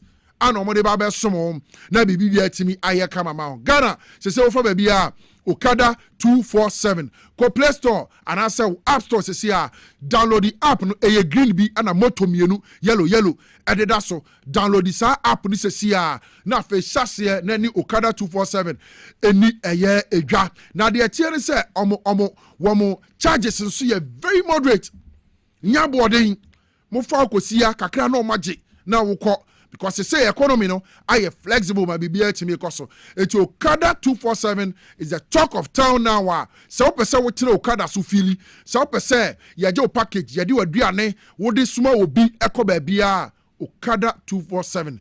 Very reliable, fast and convenient. Normal service. Okada 247. Or say let's go safety. Proudly Ghanaian. Ghana ni company yan support it na fe yem pejano. Yan to some femo akopa nsuo nom enie ex natural mineral water. Sa nsuo yi na wono ma na wanya hotoso. Nsuo emokro je nnuane nu ahodo biara wo se nsuo nya na wono ma wanya hotoso wa apomudin mu ex natural mineral water na de sa akonya ne ma wo na beye na abire bia na wanya hotoso wo apomudin sem ho. Na bibia ye kama enti wo ankasa wo yere wo ba wo maame abusuamu oni nyina monkan se no sesa abire bia ensuo bedom ko modidi awie na mo pe ensuo anom mane ye natural mineral water ebema wahoto so ewo wapomudin nsem ho se wo be ye yie wo be ye party wo be ye wedding conference ni pado do oba wo mo be hia ensuo dia serve wo ko na kope natural mineral water ensuo krogen anuane no ayemu ma fa serve wo no bia benya hoto so ewo apomudin mu kai na hye nso se wo kom melcom ana enne minimate ben wa natural mineral water wo ha obetimi anya bi e de agye osum bi a wo pese wo de som nipa hodo ana se wankasa wo ho sa wo ye shop na enne na wo te sansemi na wo pensuo bi atu e de agu shop mu aton wa me pa cho friend number me de tu dai na wo ni natural mineral water for eni kita ho wo me ma nsuo bi atu na so de agu shop mu aton 059627 3546 059627 3546 and 059627 3547 059627 3547 ex natural mineral water simply natural na fi wo anya sa hotoso no e wo nsuo mu Divine Hope Herbal Center sebra omo de otwea herbal powder de aba edroi na dwumadi a edi ni say West Pain say wo yoba na say wo yebema wonunum bi ebetu ase pause eye koko afifiri wo nonum bi ebetu ase de amount sexual weakness low libido stroke ulcer menstrual disorder ya de wa amabobo so say wonya ati wudi ewo mu pe enne ya sorry twi ko pharmacy shop ana herbal shop bi eben wo unsa betimi aka otwea herbal powder ni bi na afi wa nonom na etu sa yare wa amabobo so nyina e de amount Nemo mshano so se okokofodia Gapsin Pharmacy ubenya bi ato ho ukopiem osunyane a Cap Heba ho House of Drugs wa Shaiman afe boachi ansa o Cape Coast na boachi eba wotema Pike Gombela e wotamali na on setimi aka otwea eba powder ne bi ebi ana pharmacy shop bi Heba shop bi wono so hwehwe otwea eba powder Divine Hope Herbal Center for the aba na kira kwan e de bi agu shop no waton de agya foforo nkwa Fred Divine Hope Herbal Center for number si so mbejo so no mama we dre bi etu na so waton 0591 565 0591 565 557 and 0550 639 037 0550 639 037 or try about part or see Jana Shewa we are live on TV SYZ and Power 97.9 FM Facebook at Power 979 FM TV XYZ YouTube ya XYZ broadcast na for inside politics jumedi ekoso no wajebre na wahwebi na ode wadwenkyere ato ase emre pemno ye bekin kan sensem nyina na ye dia bro brabot ewo tutu ekwapem oye branch chairman de ma NDC brabot nyankopon enhira na onka ho mujumedi a mudi abiri ameka se ni amehunu ana medi ho adanse I don't do politics say politics den say enye kra yenkoka say ye but obia ni ho Ghana ni bia ni ho sabre ye kasa obetimi aka say President John Dramani Mahama memu obebu 1.5 years no and so nani nemum na dan kwakufa do ani ade ne so nani wo ye sade a na wo de wani butu nsuom atwa ntro nti brabot branch chairman ewo tutu akuapem nyankopon sha na onka ho medo akuapem no tutu akuapem dia maminchia Alex Sechi se wudru akuapem no to a owo yenseso akuapem wono ana dodo na friend Kofi NDC 24-hour economy wafa ni nyina Kofi NDC 24-hour economy abranche adwuma odibua NDC amanyokuo no ewo Ekuapem North Constituency Nyankopon penonim eya nipa bi sa no mpanifo ehu omo bebre na wo mo hyedan ho enti Kofi NDC 24-hour economy Alex Sechi okọ constituency eye executive constituency elections here eba so dia NDC nyame ya adoma afiewe ewo Ekuapem North Constituency meka chere branch executives ni nyina se wokọ koto Kofi NDC ewo pepa no so a to aba no fema no wo mumu bi ana party ni de o makoma so a wo mo ye adwuma kese e de aboa abisa yen to nkoso na fe ene yen komo ahodo a aka no yen bomodin na yen to aso na ene yen komo aye babedi no yane Daniel Kwasi Ashaiman wano acting executive director edema complementary education agency say director executive director say acting in post no so better interview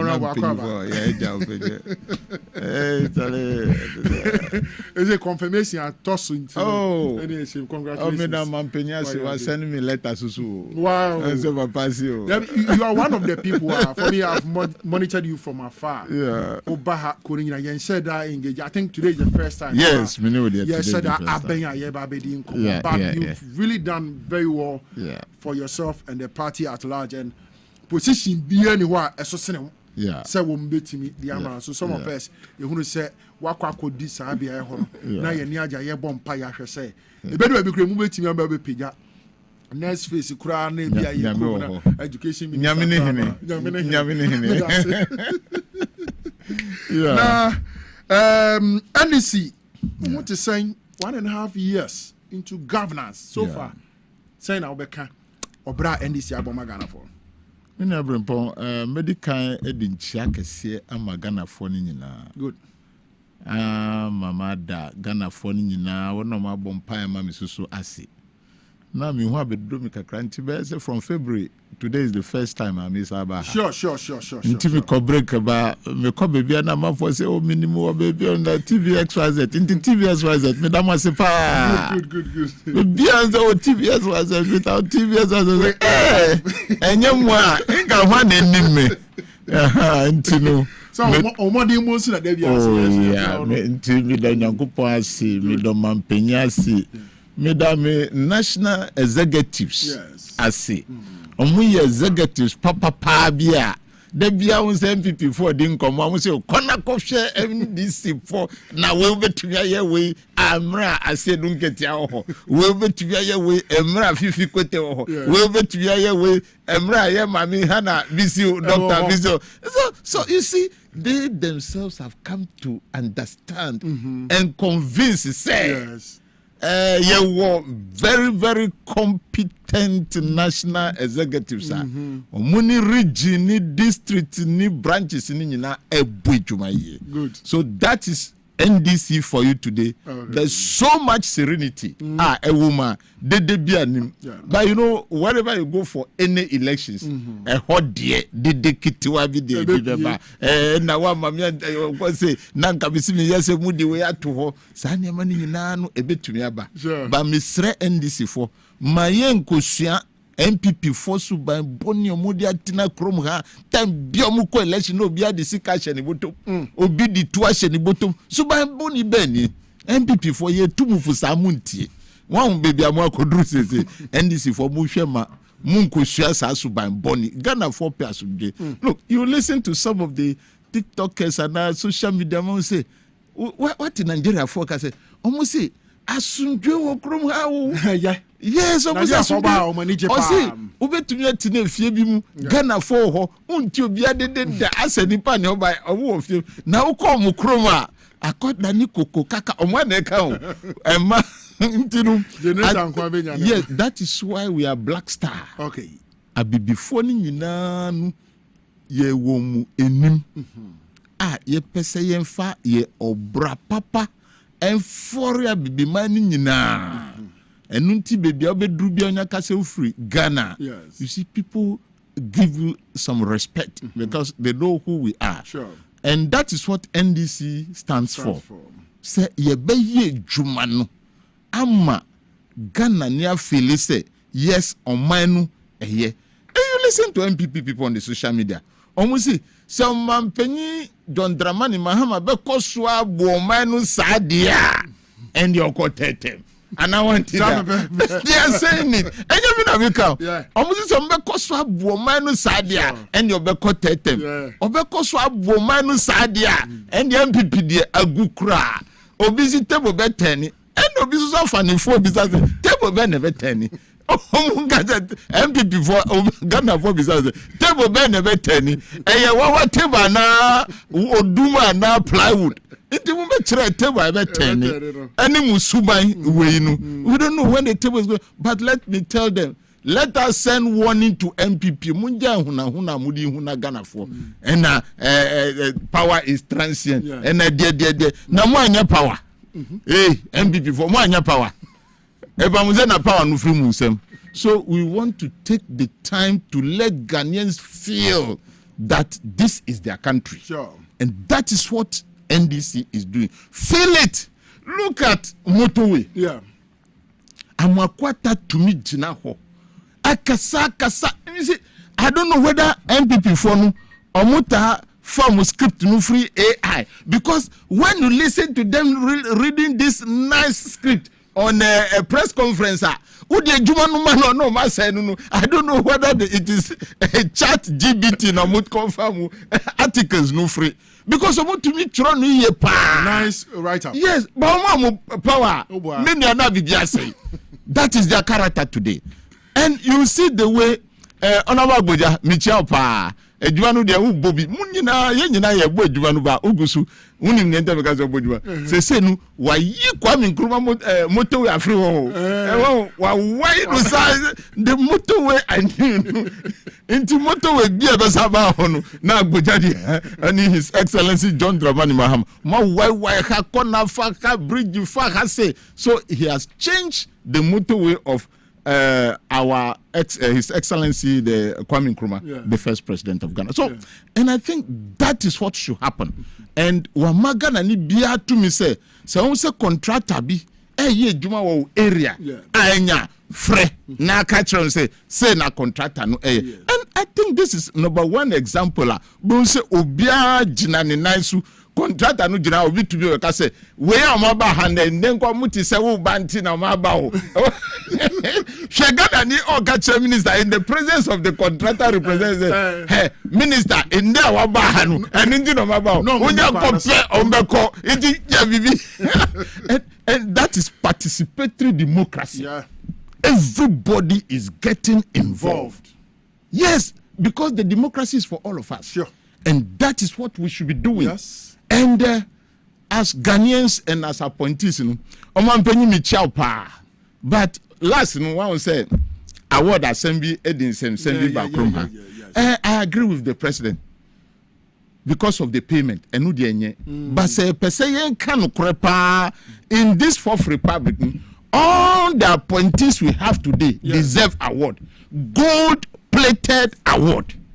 Because, oh dear, can you imagine? Say, look, I've been around for a while, from 1992, me nyakoda. 1993, na mawi training college, me nyakoda. Obi atumi ko jina classroom chirade. Rolling style ninyina. So from that time, if you monitor, we say MPP fonya back on Jaswa, na scandal, debia every week scandal. Have you seen that this time round? And now this nosy, when I say nosy, it's not an insult. Nosy journalist, omuniwo. But we are not getting it. Because obia than you so mampeni say uye obe pamo. Na me so me pese obia mpame. Enye great desire. On to be fast and gwase no emfa nkofi. So obia than you so say yenye djuma na Ghana for any NG so that the Ghanaians will fight for us. I feel so happy say MPP for bet we catch us say the next 2028 election there about me the money nka ho hwe on ko bibia. That is the spirit. When you deliver for the people, they come out to speak. With the way things are going, Baumia standing. No. Maybe 25%. I am telling you. 2028 elections. 25%. And I even wish Ghanaians to deliver 18% to Famano. Wow. Yes, because this man has misled us. Look, so person fa obra Baumia be bo with his certificate to Okroma. How can you come and tell us that you are economists? We are organizing so much press conferences at the Central University. Are you winning na? Nanado bejina simpie so akachre say e wonte say wo beba be ye Ghana sika yenti no enu nti na okofa baumia di bae e kire ye kan wa omusi ye boa me wa nanado kan ye do get nanado jina ho say sidi no ye hata enu nti na makofa baumia ba. Now we have given you the opportunity. How did it do? After the MPP for Sabe insulting Yakatre say Baumia was not the president. Come on. That is the biggest insult. MPP for Eddie Maye Ghana for say we should keep quiet because Baumia was not president. What advice have you given him? Now, if you know you are giving prudent advice and the president is not taking it, resign for us to know that yes, this is not you. They are not taking your input. They are not taking your input. So I have resigned. Has he resigned? Not at all. Watina hosa abesinde ina yekoka we see you are not president inti yemfa my president and son obetumi na president no na ya to force ye MPP for president na ya to force ana ka kire me ejuma no mu ntumi nye me that ye. You see, life is very precious. Udi ukra ni woman omani nyina de show binsa amana say na look. He has taken your life. Yeah. That person have taken your life. True. Don't allow him to get closer. And then I say by 2050 system in Ghana for Muti say MPP are winning election. So usika ne be da banga ko yi usika. Ombeba be good banks. We ombe good banks ko yi usika. U business no tum fasika no fato gold na fa she um pasi gold no dey the cokrobia so go banya usika because these people call the MPP people in fact amuti akonda no muti asinde no they have really dealt with Ghana. All banks are indigenous bank or macrosi bank no in there will come say nyomwa why because if Ken Ofurata was able to use 25 million billion to close banks in the name of 9 billion liquidity support. Then you tell me what? And nothing and then NDC Bobra. Since when what is over 1 year, a bind it a kunjasu one kwa a bushia bo ewa brutally. Is it not this government? Come on. Once I was in parliament. Yay. Yes. The BIA co parliament the first year they say be approval loan. And sana Ghana be to me the BIA the asset the MPs co parliament neketa kura. Yes, right approval loan sa. But can you imagine Kwame Nkrumah Ghana 18 months government and sorry and Kwame Noni MPP for say Bobusia or local. Na second of Ratan go jinko kurani mrewasika ye Bobusia. That is the money we are using to pay them. We are recycling it to pay them. So that is why we are borrowing. But we didn't go outside this country. DDP. Yes, one tier. Yes, you have to pay them as it matures. Okay. So we are using the treasury bills. Now yeditia. So that muso muhumbe ha mukakra. A trimodin for Usoran people in catch us say why they were living they live about 6 billion Ghana cedis at all. Say IMF and Chichiro Mumini way in Gama Minis Haskan MPP for it was a conditionality. Someone just cannot do what. Yes. That is what they were. And now me and never to catch us say, oh, we left money. More by your own estimation and management. Have you leave any money? Have you leave any money? IMF neka chonse se man Jessica we ye nemo. Eno ma chichiro mu mini apel sa wa shop mu mini mu. Enu nti na nkasika no ma mini o. Nka they will take all. Wow. If Ken Ofuriata was able to tell us that 52.5 billion Ghana cedis ayira ewo ukaishi wa ha commercial bank. Then what is 6 billion? Think of 6 billion there according to say na edu so nko ma di ni nyina wi 52.5 billion cedis. Taxes aya ji wo man ya kan the aye campaign basing the ken for that adwane Africa ha 52.5 billion Ghana cedis taxes aye yi no auditors report wo ho me boss say obehu say ken for that market said the money has been transferred into unknown source. Have you seen that? These are the people, the group of people who did this. They are telling you that the table will turn. They should tell us the table that will turn. They should tell us whether it is economic table or managerial table or competent table that is going to turn. And I am very sure Ghanaians will not give their time to these people. They are very wicked bunch of government that we have ever seen. Very wicked government. Ndena nado se otifie. Mati se omu kasa efa wuntumi hu. Enya sa. Yeah, chairman wuntumi. Yebe ba ho ene na yensi nkomo no mpreko. De wa ejana ba no de. Ma ba che. Ensem doso. Me tifia ensem bi cause wan say Ewrade Nyankopon. Se bi ka fra tie for me say nsem fun koso o Ewrade ya sam yare na me so ni mo ka ndinda no ma ba na tikakra no na me ye kakra na hwe ya nto aso ya hwe galamsey fight Bernard Ntwibo Asiako the Ashanti Regional Chairman of the MPP sabi amene to say eno ade ya the Accra High Court the 20 years jail sentence the atono so say onkwankwo de efiase with hard labor na enye asotwe ana enye asenda ho ma afofora wo they are involved in galamsey was samna boy kwa wo koye kotu agudie wo fom sense ase bu nu agru fom na oma ho kwan kra ma afoforo so a wo man give permission and license be free the Lands and Natural Resource Minister ho eko wura sa kwaye num na wo mu di sajuma no MPP for asori said there we dey a political prosecution na akoso no ana ama chairman wutumi akwakọ dem wo afiase sensemi then now can they found yo mina Obrempong akasa o ama eni almost bibia tutu Obrempong akasa o bibia tutu you see makacho say MPP for the minimum na parliament minimum pa today they are organizing press conference yes as a government in waiting that is minority yes that has been in government, left government not up to 2 years. 2 years, no. In Kaminia, Cecilia Apiaje, and Anya Cecilia Dapa, Patricia Apiaje, deputy minority leader.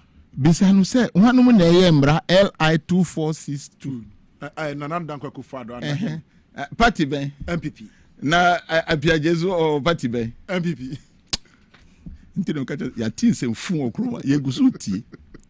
Mumu tumi yemra ananka Ghana kwa ebianu Ghana mra chichire no se mu biankom anko ye mining activities ato mu biankom ena mu na nado ba power onu ni the late forestry man Sir John yeah mu yemra se no mu yisa mra no afro into bianco kwaye mu no nkoye de no nkotu ena mo ahye wontumi kutupa na nado ahye no kutupa ndra mi ka obebi se inka wontumi wo box mu no inka se so mfre na nado as ni witness e kire se na nado be ka kire Ghana for say as we speak Akuntaman is not doing any gala o amega inka se wontumi afre no as witness no be ka wo court to say because we dey dance here na we ni nyina echi ma say mrada dan ho mudi LI 2462 yes e dia matumi se obi ankotu en obi akotu ena wuntumi abie companies no omugia manfo asase krata okita susu enye no di kutu na ne emra eye Ghana mra no onini na adi no we say a political day MPP for say omo ye political day they consider Wontumi to be a political prisoner. Yes, if political then it is Nanado and they who mass up that time to pass this law to allow citizens to enter forest and mine. They are the people. It is not NDC. So they should say that it is a political what? MPP political prisoner. Yes, one to me is MPP political prisoner because Emra Omabe Boombrano. Do get you right? And that is what has happened. But that aside, one to me is a very big lesson to all of us. We should learn from it. Don't listen to what the MPP parliamentary leadership, the press conferences, because they don't want you to know the truth. The truth is that we must learn this lesson. These are the reason why an African man will always refuse to do the right thing. Because you have people like MPP supporting their people to do bad things. Mining is a good thing, isn't it? It's good. Very good. Sure. And we thank God that he has given us land that is full of minerals. And so what next? Corporate governance. Proper management. Do you get it? This is the reason why some of us spoke a lot during the free SHS Amudi Bar. Go green, akodabe to me go school 3 months, now I bet in 6 months. Sure. What is that person going to learn? And a year or a day that you have taken out of that child's life, no, never SSO do in terms of concrete learning, no, na yeah no aso musimun kofi. And that is what, look, the people, some of the people that we have today, the youth that we have today, some of them through the SHS, no, inka omunya proper management of education system, they could have done better than they are doing today. Okay. They could have done better. Wherever you are, I am telling you as SHS, one night from 2017, yes. They could have done better. So you are not surprised about the last year results, what's your culture? What's the about maybe failing? No. That is the repercussion, the ripple effect of should I say a very bad education system. Because can you imagine say Obiako school 3 months, now I bet in 6 months. Then didn't parents complain say Omumba, especially girls you are getting pregnant? Yes. Who did that? Who caused that? Do you think if we have resources, the classrooms are there, the foods are available, the teachers are available, accommodations are available, you will be leaving your child to go and stay home for 6 months? No. According to me, sorry, let's say school, they have extended the vacation. Now, I said, she told me, now, some more born in the education system. That is what they've delivered. And so today, when you say, want to me case, yes, we are going to deliver that again in the future. Because in car, I had opportunity. Time I'm in Parliament, me call school Abrutresa, and when you meet a Chinese, young Chinese, yes, and a South Koreans, you muko classa. In fact, the economics calculations to board swa. The way these young guys produce results, now let's no crap so come. That is a citizen from a country. Wow, a citizen from a country, and the government has invested. The Chinese government, say, Ubeko school American, he's ready to invest in you. In the school fees class, $500,000 no betia. Wow. Because they want you to go and bring that knowledge, that brain, that is scientific brain, a bit to me properly China. How did you train our children to do? Wherever we go, we are suffering, or they are suffering. One is a Ghana for Africa or Japan. They know the what? They know the theory, but the practical one failing. Yeah. It has been happening. So, nya esi ewo wuntu misunu. Enya sema eye obiade in a way de eye de. But in a way, actions, no? Yes. But don't forget, who can say me chairman? Chairman, I said, don't get that. I say, Nana do see ye di kwasia ne pri to me. Ye di kwasia ne di pri to me. Won to me yani nyina no. Na Nana do no nim say, wa fa kwasia ogina kwasia chi e di pri to me e di amane ho. One say na won to me ta sa 2020 ye be ko election no. Na ogina ho all sa say ti se bioti se ponko. do you get you ye di kwase na epritumi in there asem to no na na lotifie so hwe wontumi galamsey nsensem ye sorry to the extent say Samuel Abugina po na ye the lands and natural resources sakra troy mama mpani say wontumi ade a wo ye no galamsey na no den amampani anye hwehwemu antie no beka che Ghana fo nyina say Akonta mining is not and never involved in a year galamsey the same party. Yes, the same party for to see a Ghana for almost a Jumedi obeti me baby aka say na Akufo-Addo obedi CV Ghanaians ana. Oh yes. Now say one the CV Ghana then you are not a good YMS. Yes. Okay. So go and look at his balance sheet. Million people need to or yeah the dynamics of balance sheet. Na do balance sheet what giants and Kofi no. Kofa na hwem. Kofa no Kofa bra na edi hu kombo. Yeah, because if from Kwame Nkrumah time yeah jaw 120 billion debt. Yes. Do you get it right? Yes. And now would Eddie cost 700 and something. By 2016. By 2016. Yes. His Excellency John Dramani Mahama. Yes. 120 billion. Do you get it right? Yes. And Ukrainu more UP tradition Kufo de shemu 9 billion. Ye, shemu 9 billion no. And na ye jatu. In there Nanado Kofi no. Do look at the figures. A car mangase busia anyao. Senka ubo busia edia wie Kumasi Accra Express Road eye busia papa e chese ebe jiska oho esa dia ebibi udi busia edia biensuo amansuo no nya udi usabo tap susa na ujiska expand the school system. Just even look at the electricity fiese no musi nkrofo we ya mu gina ho me see onyankopon mra ntemu no bebu ya tem because nkrofo we hwe electricity nde we use 1 cedi that is the smallest brain that was so precious, so competent. 1 cedi to stop the mess of not getting fuel for our thermal plants. MPP atina konjasu 8 years. Omen to me anye. Omu to me cry pylon. Ahumanu abrusa akra to warehouse for the next 10 years. Nyansa ni omi wa ye ni fuel. You see, osuna jinswa. Abu osuna osun keke. And that is why we've suffered like that. Today, that has been changed.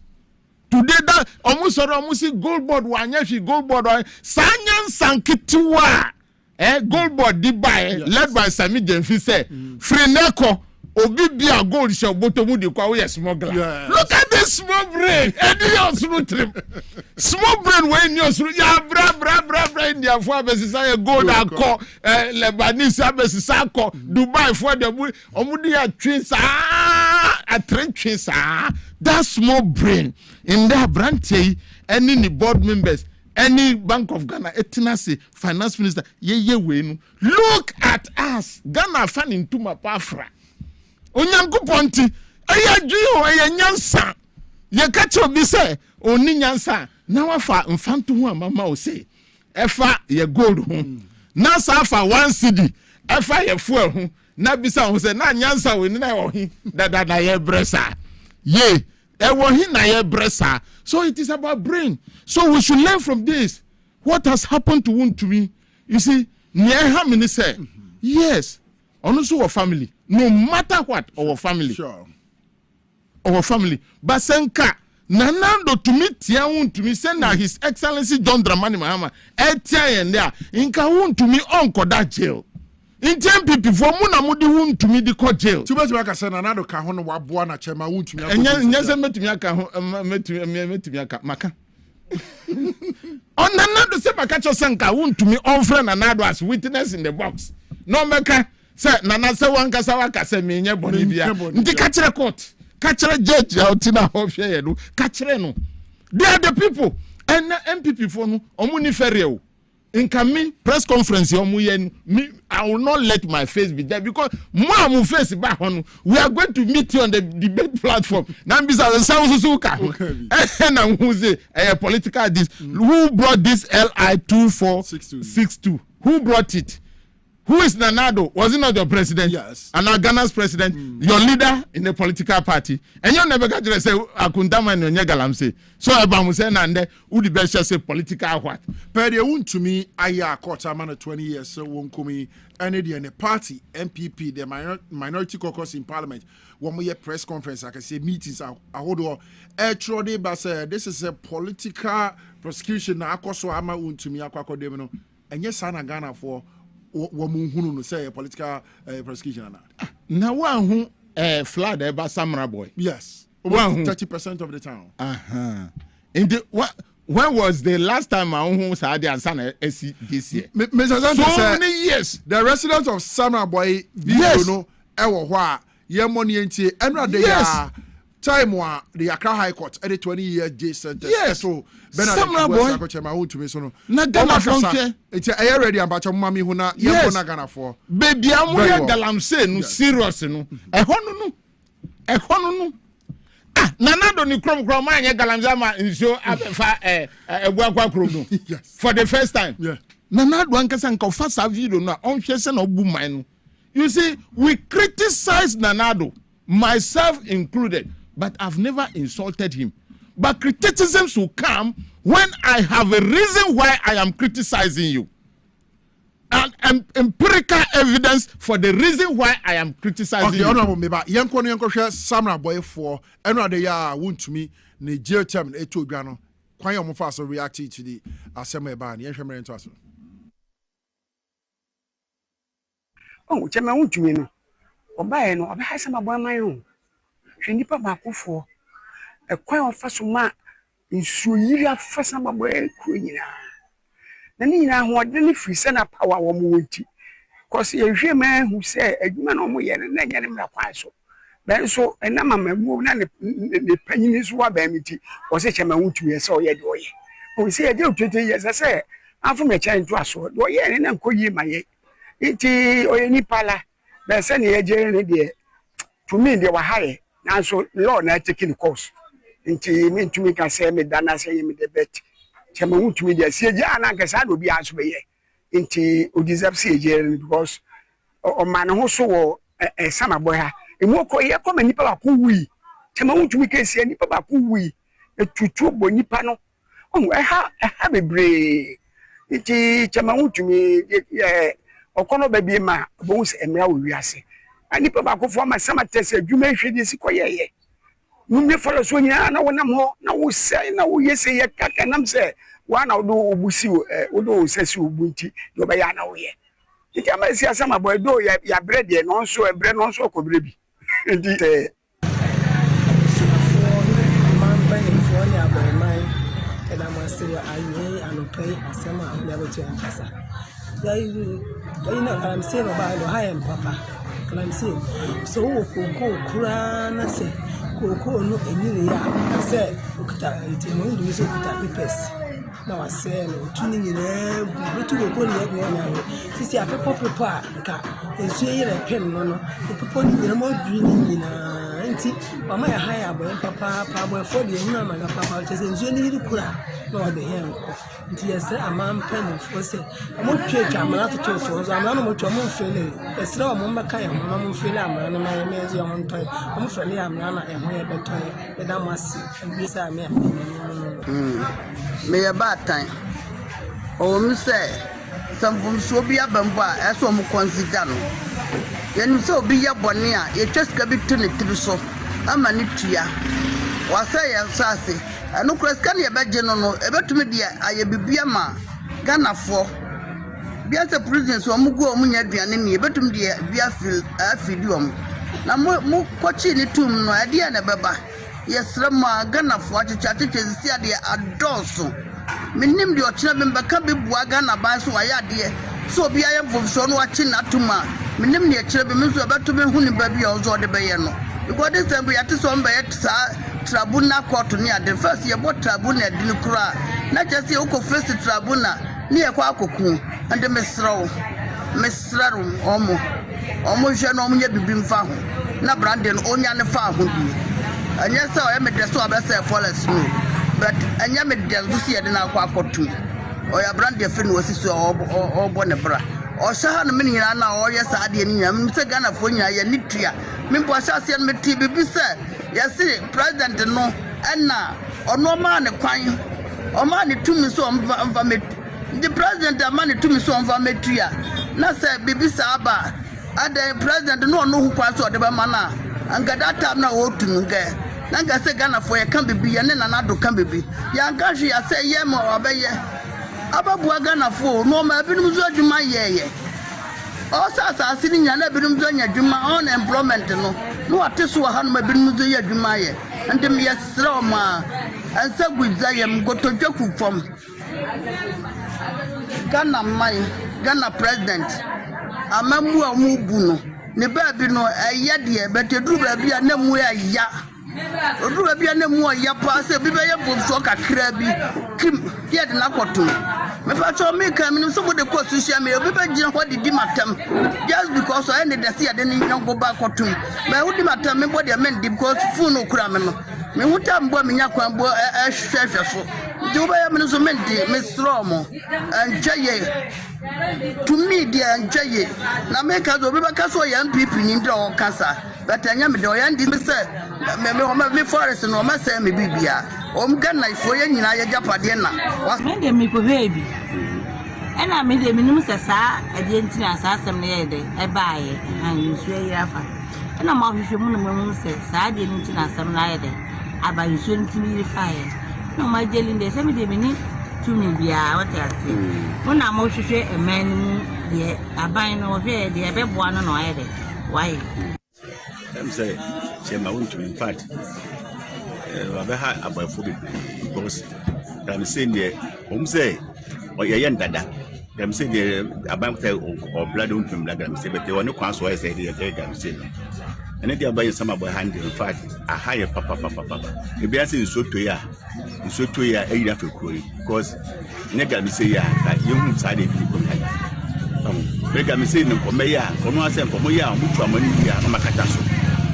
Na ikama we mutu ya mo jama na hosa na mo enti honorable washa residents I won mo Samra boy baby a chairman wuntumi ekotu sa agalam say ye ne yama na 20 years wo de akomu e wo prison ebinim nsem mo ka ha be ha wom ebinim sususu say na aban na wo se nkoto no bo ase na iska bi kura nko ntwama wuntumi na wuntumi ntia eno so kire wadwe ho se obia kasa wono manka no makasa pa na mame ba kono mate se ono na ye Patricia Piaje senior sister asana ntinka onfre okasembi o si untumi ye we ni nyina no adenti na omampanyin mu anka kire no ntinka sese yemfa no ono nya Piaje ko na nado ho na nado no ye ko bisa no ne enti a wankasa tia mmom na wo sa akofo asem no so we've listened to all of them obia wo point enye mi de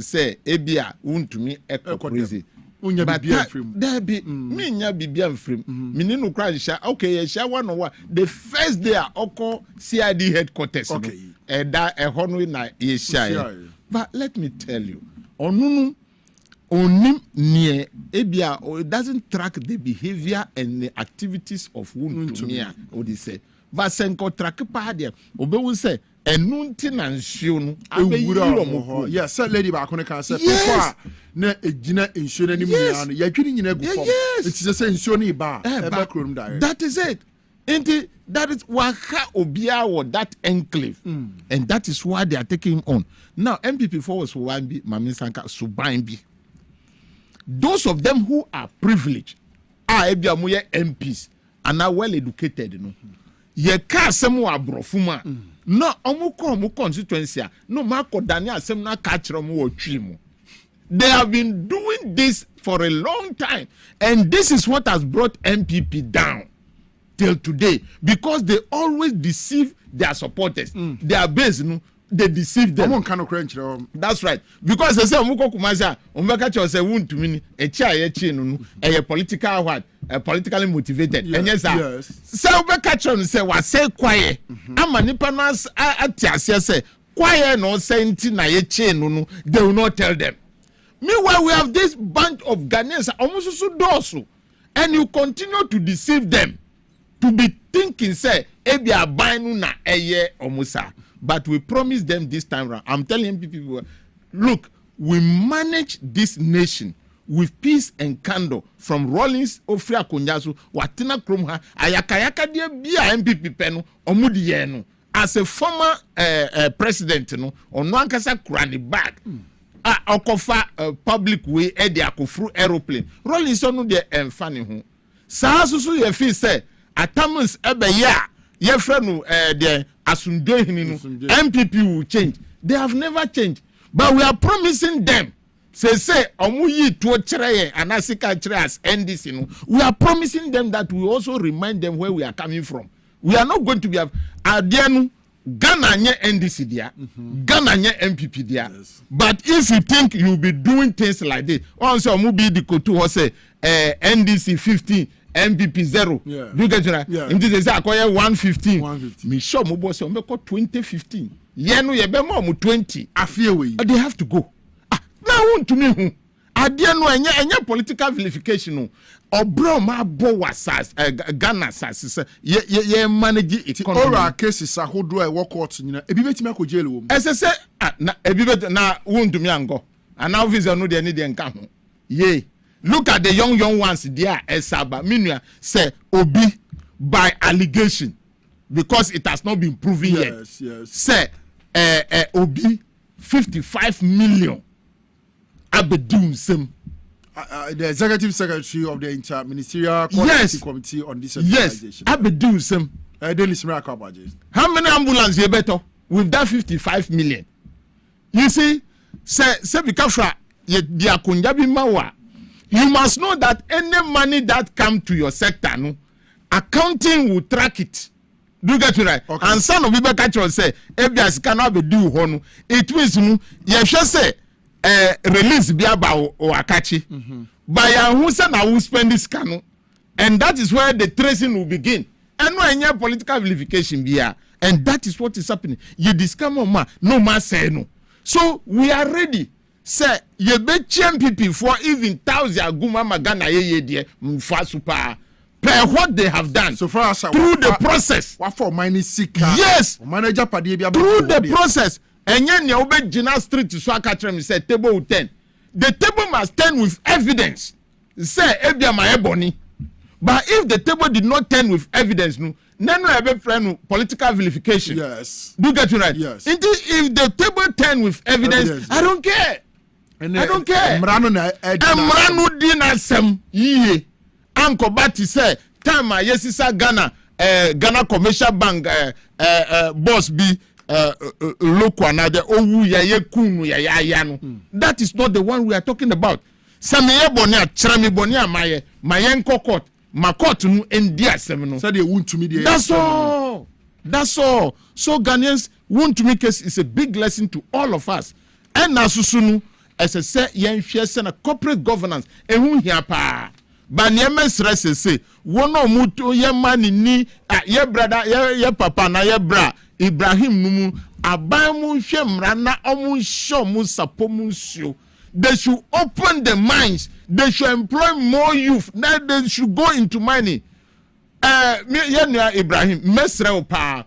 Se baby Ghana drum engineers and planners. But they are gonna do ubetunya tam nipa 50. Send them to Australia to learn proper mining. 2-3 years they should come back. And just say good year waha. Uya doye mi pepa. But I would like you to focus on that. Pick Ghanaians, send them to school, bring them to your company. Let us celebrate to me foreigners via mining site. Omumbobra, ubobra, ye dimawa. Segana fone ye jumano. So bia koni kroma si yampamu ya free South Africa. And that is it. So what is very very important to my brother, me paucho we de me katre ye brother Ibrahim Mahama. Dr. Ibrahim Mahama. Baby aye drunu.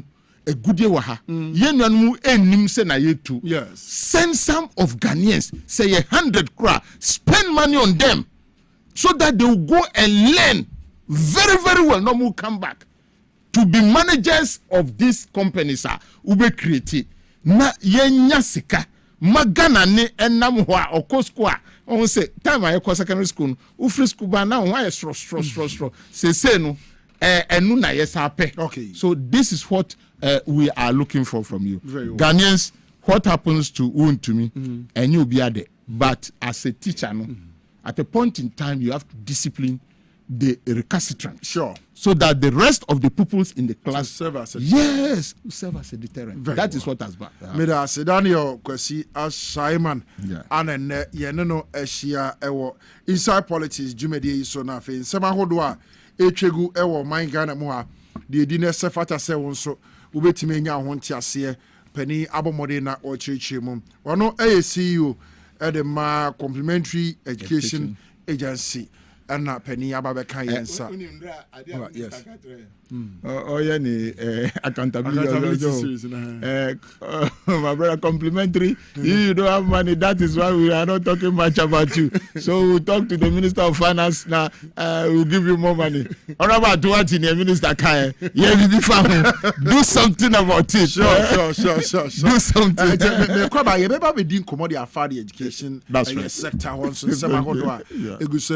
we are live on TVXYZ and Power 97.9 FM. Inside Politics, Jumedi Suni, Samahodo, I Tregu or Mine Ghana Money, Afasakonya so, and a baby beer war, not yet the Ababa so. My main Kyle said the National Petroleum Authority focus our work. I Ghana for you now. Anything move for say, so we call now quarters a tanker be done, Eddie Ato Kwanso, Ufianim, and Ampatem beer, Patromen Kofa gallon and Kofa bone, Kofa pan beer. Into me say what they quack so diesel petrol and as a kerosene if you move and if you say a jabet me atum amo bibia or water can ho ebehwe ne nkwama busia e de areho nti wo mo de number we to dwa MPA for number no mo de to dwa no abribia obehu se tanka dane ato kwan bia so de obeye second ni setimamu ni se obefresh number no abo mamane omo de mpanifo omo mama ntete atimi abeye nsiesie ewo niema bi sa ho beba ho no ma be siesie o se de be yemfa oha bia emba obetimi so about the Ghana Police Service amane Ghana National Fire Service for so sa no ma ye nsiesie na aboa na fo ye ne bi amampatem ho number betimi afre so na the National Petroleum Authority for etimi aje so 0302550380 030-255-0380 kai na hyɛ ne nso sɛ wɔn kwa bi ekita no ɛsombo ɛsene petrol 1 gallon na wobɛma eja etimi ahye wɔ bra wokɔ akɔso fuel a tanker adane ato fam Power Specialist Herbal Hospital ɛyɛ biaya a yɛsa yade wahodoɔ bebree na mmom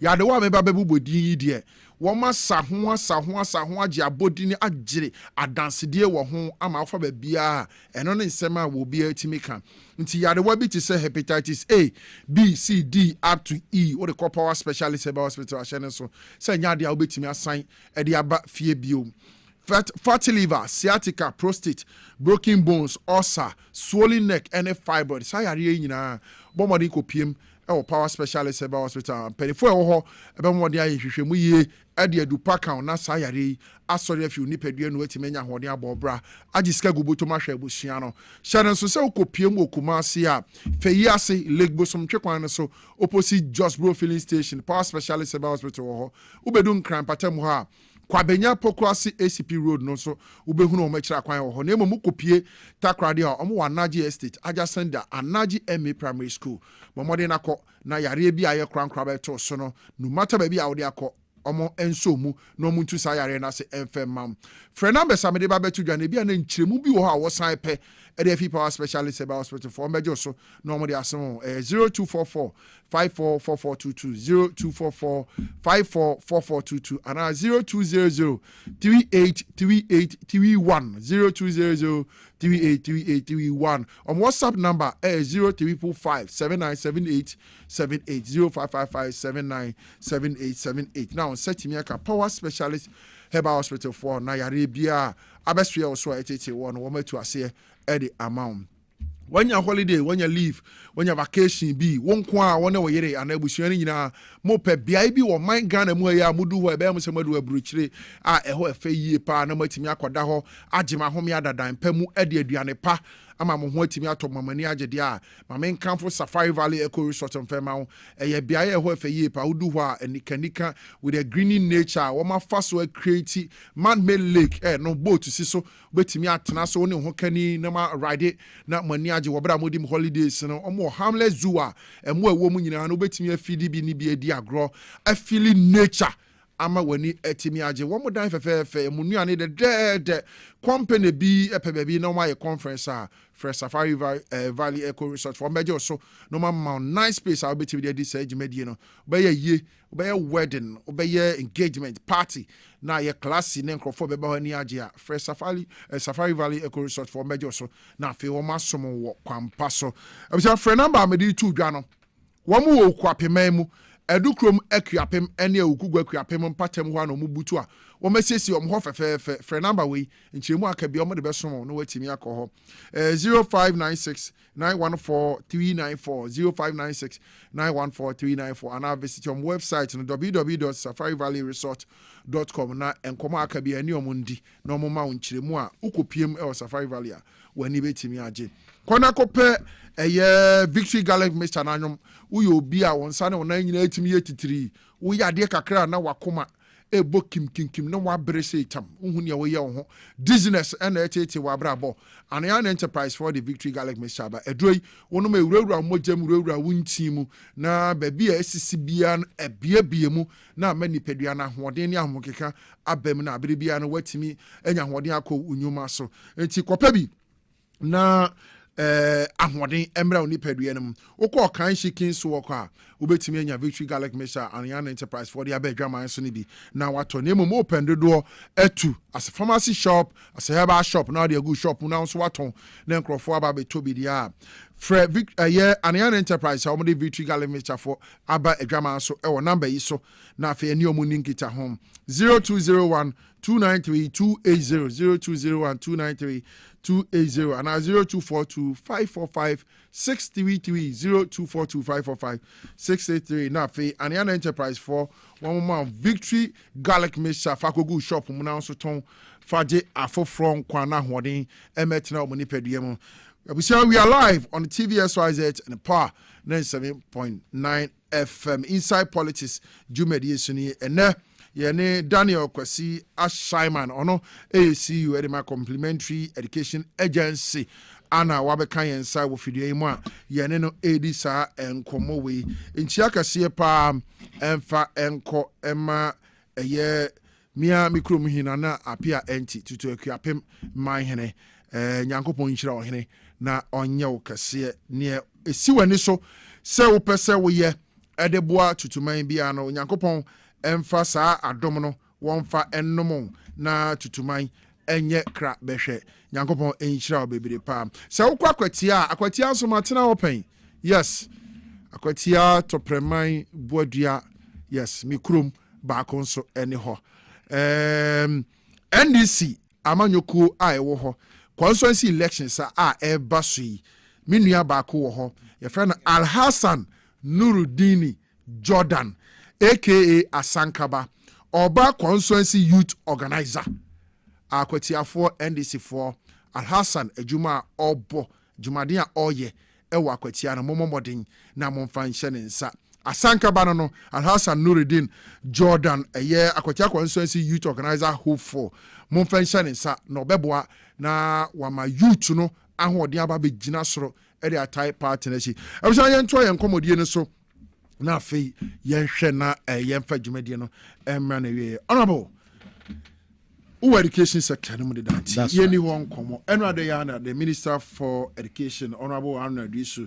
accountability series a wo mabie wa bankese ma okogina ho anem ekoso wo sector bia no wo di tudwa na fe Ghana fo nyine ho kwan a abane faso na wo de achechire kroi nsema hodo a okoka ye kwan omo faso and double track system no say ye BC o matchuroi be background sana o matimi anya o matimi achusu schools omo beko those reforms are eba no ni impact a ebenya no ebeboa o man na yo mida say na udiko education the medical achami boss minister honorable Haruna Idrisu minister papa to say obia said obosi ejuma ampa ndra na me wo ho enya say obia bebo me amane oti hobi o meti hobi okay wona mo ahwe TV enyumre kra news na ho say me face na ededam but odinsempa and odi brega good for and sana ebetumi aka say assembly asempa then it means no abakosembi wo ho a Ghana to an mobi, especially so in the education sector, no, MY and AMY. Nti say, Enyama S is as Adam so, oh, say, dear, we are Bokra, no, say, we are General Pao, a mamma born in society to me, General Pa, and I quite to say we are Nessie so. Nti a quenum race announce, oh, say, dear, Number one, any say, my Ghana phone in United, say, a cabinet approval. $331 million dollars. Okay. Yeah. Okay. You bet to me abwa in the expansion of SHS schools ewo Ghana. Na adenti na ye pesa askapudo no. Ye fifesa askapudo no because no on se madika ka say nanka first no akoda be ko school 3 months. Now bet in 6 months. Adenti na akoda to make school 3 months abeti ne fie. Number 1, a dino and also. Number 2, in konja ebi ni ho. Dormitories ebi ni ho. Intinu eye abina se enti me accommodate omunyina because e ka free SHS omusi ko school emre a wontuaka. Inti se no hia ni nim zikani susu nim. Do you get to inti obiaba esese onko school. Okay. Now obiaba esese onko school ya jatu ba yeni edan a obeda yeni edan obetirim asuade yeni eduane a yebetumi edi afidiom nti ema ho chiri baaye pa ya yehu dede sa ya criticize Nanado abai what Nanado government did under free SHS say omudi concept no aba enye policy because no omentumi anye ampase mbra no kra free SHS yes and no over friend concept say concept no mudi buy say as president and as government and amobe no mutufa ho e wo krata ho and tell me catch say omo press conference em say muta anya no from ChatGPT GBT or AI so now the law has been passed with the new government. Okay. Now we are looking at expanding the facilities, the infrastructure. Sena Obako Square, Obetina School ho ache. And yes, Obeko now abochina. So that is to help to do that. About 210 senior high schools will be affected. Out of these 210, 150 of them made up of 112 no eco SHS. And 38 Beko technical and vocational schools. Move from there no or see obesa increase one say oba pass me ba pass say me say person kwatch motor category A person ko present category A now if Ghanaians wish for category A no NDS say we must have more category A schools and yes sir so he's moving 30 category C schools to category B then 20 category B schools to category A. Now we back na me back o see category A abu ne baby out there yeah ni science lab ni there ni vocational ni bibia no abu so upgrade no eba e di mom so that parents no say results I'll go to that point no obia yes omo sha say frame omo sha say frame obi no sha gra sha say the omo ba di ni the so but like our minister spoke about the placement too. Yes. Oh, remember how my media too. Very well. Inti enuni adia babe. Okay. On the release of the results, yes. Okay, say in the first place, he does not interfere with the WAEC job. Sure. WAEC ejuma. But share awufo bosse. Nanka almost 17th, and yes, sir. Yeah. And amma. But sure mo bosse. Hopefully by the end of this July results no beba munya botre mamu BP awofo mi pamucho ma BP nkosoro ena mi ba no misi one no be say results na ba say what Minister of Education to and until na results no nye na e be release o waye no and e be release results so it is bound to happen like somebody will say now if you say teacher dabre expand the facilities saying teacher ni obechere akoda no ade no susu no what are we going to do for them in teacher dabre there was a term called in our manifesto say teacher dabre about 50,000 accommodations and spread it across the country and the Ministry of Education this will be funded through the district assemblies common fund and I know very well they are doing it some have started they are doing it so that will also help to accommodate the teachers. Uko communities been more school teacher but a dining hall. So they are finding it very, very difficult. Many people sometimes postings no more and okay. Then we talk about the 20% allowance for teachers at the rural areas. Yes. Now, Obikura journalist baby sa question. Say but my minister gave them a very prudent answer. Mikra Efe say we Obinumuji posting to the rural areas. Okodru honu wantena ho. No we free ho. Wasafa koti kwanu ubehu na wasabe dru akra. Meanwhile no na ni dinda book say ya man posting to the rural area. Inti say near all ye ni say or gather data. Those who have been posted to the rural area and who are there. Do you get it right? Okay. Those who are there. Okay. Ehonu when they compile that data no. On say Ghana amamu ayebunu bibi ansu yeye. Eba say ana etumi eyi ya hondi na yaye bibi kakra. Now, about the feeding of the SHS students. Ube won say nanado time no yetumi hu MPP ni beka choso bu abaye no crescent koda kita plate say come diomo. Akoti say ekuna asi wo Ghana ye nkoda no akote baby amu ni eduane di. So now, meanwhile, once I was in parliament, Kenofureta Bakuya wabe kapo get fund. But get fund is to provide infrastructure as at that time. Wabe kapo, ye kase o kapo say 100 million na enya in a year no. Na omeyi 30 million. No mudi 70 million e di ama get fund. Now that 30 million wa kapo, this is just example. Udi akoye de.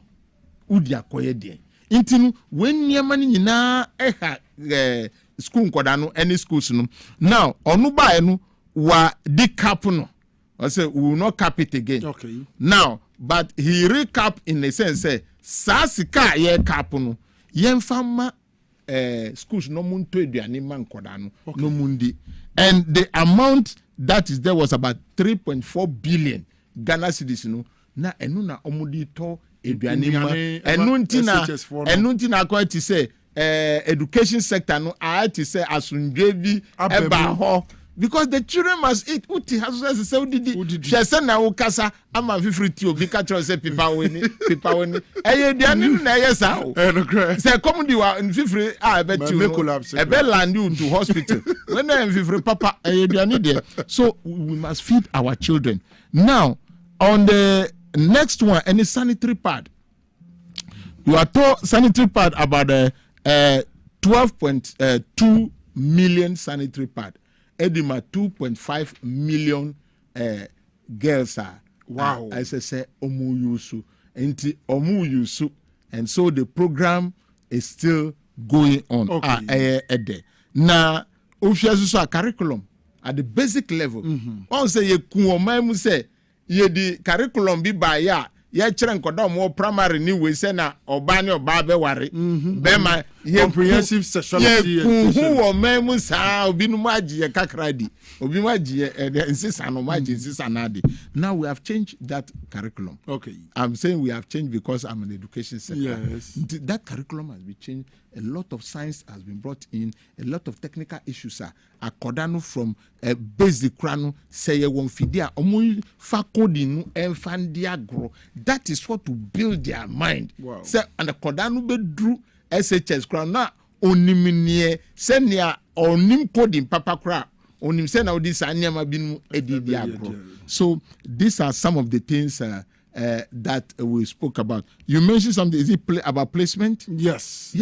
Placement. You know the or can dra say you release results onu obeira deputy obeira director general obeira and you know or ensure be a true say me boss no obeira ye posting no we koda no cause that's happy to say yes that is what but it's on but a pressure note. yes pressures there but measures be any obetimi dey go akwam any many ya na etimi amana ba from kakra.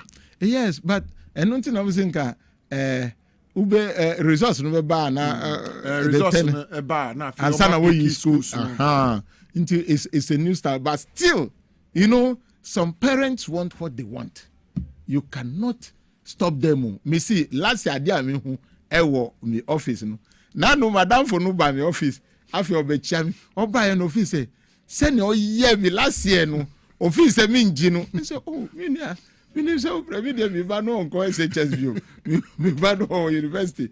So I know the pressure that was on you. Nti me no tira se din komo ba onim obeko no si afi osu me side bi ba we say wow. Nti oba be hwe senia environment and attention no answer. But we love everybody because according to our pray no maybe oba be president. Sure. So it is not about my friend, but it is about that child. Okay. So whatever we can do in our little way possible, no, ye be di aboa. Say ye be kasa tram say munya botre. Last year kasa sa munya botre. But the minister who say wati committee a ebe hwe sa niam asu ediato. I think that is also good. Okay. So we thank Ghanaians. Just have that patience for us, and we are very sure that the train will reach the destination. Very well. Thank I say, and Daniel Kwesi Ashama, see you. Especially my constituency. Okay, very good. Constituency. But Mamunya didn't say I'm a contest. Honorable Kobiada, me contest too. So, but I love all of you. Sure. I love all, and I greet my wife. Good. I'm Judith. Good. Why are they me are no? Nisa. Mamutiu. The sunshine su shemu sam and I black. Say ojini kununkwa. Madam Judith Nyakopon insha. It as I say wa show raba shama sama na say you bet me nya ona wa shama. Oh, remember from now to 2028 minimum we home. Oh yeah, that's it. Daniel Kwesi Asharman CEO Edema Complementary Education Agency. Penny ebe kan yensa ewo inside politics jumedi so na afi ye de jumedi ebe somwo eneda yin so okọ MCR Mr. Raf Jampo Abbas, Mr. Peter Cranton, Mr. Emmanuel Kisi and Mr. Emmanuel Neti wana womo ewo MCR abribi omo show TV so edesomalizi na makeup wa ha and Prince of Osu William Sefa Kofi Asante na gina camera sinachi etwa dwumadi edesom ye Mr. Kelvin Asante enemy producer obo modern she said dwumadi nyina sa memra na me medi ho chiame na me mfensom abusia midin at the NK Obrempong the grassroots president Okwapeman Kania tutu akuapem de hye Nyankopon enhyira wa mempene da se wo gebre se ye ni dwumadi mum hyehye na o man Ghana mfa ne tema pa bi mfra nyame ade mo chena ye besa hia makrao.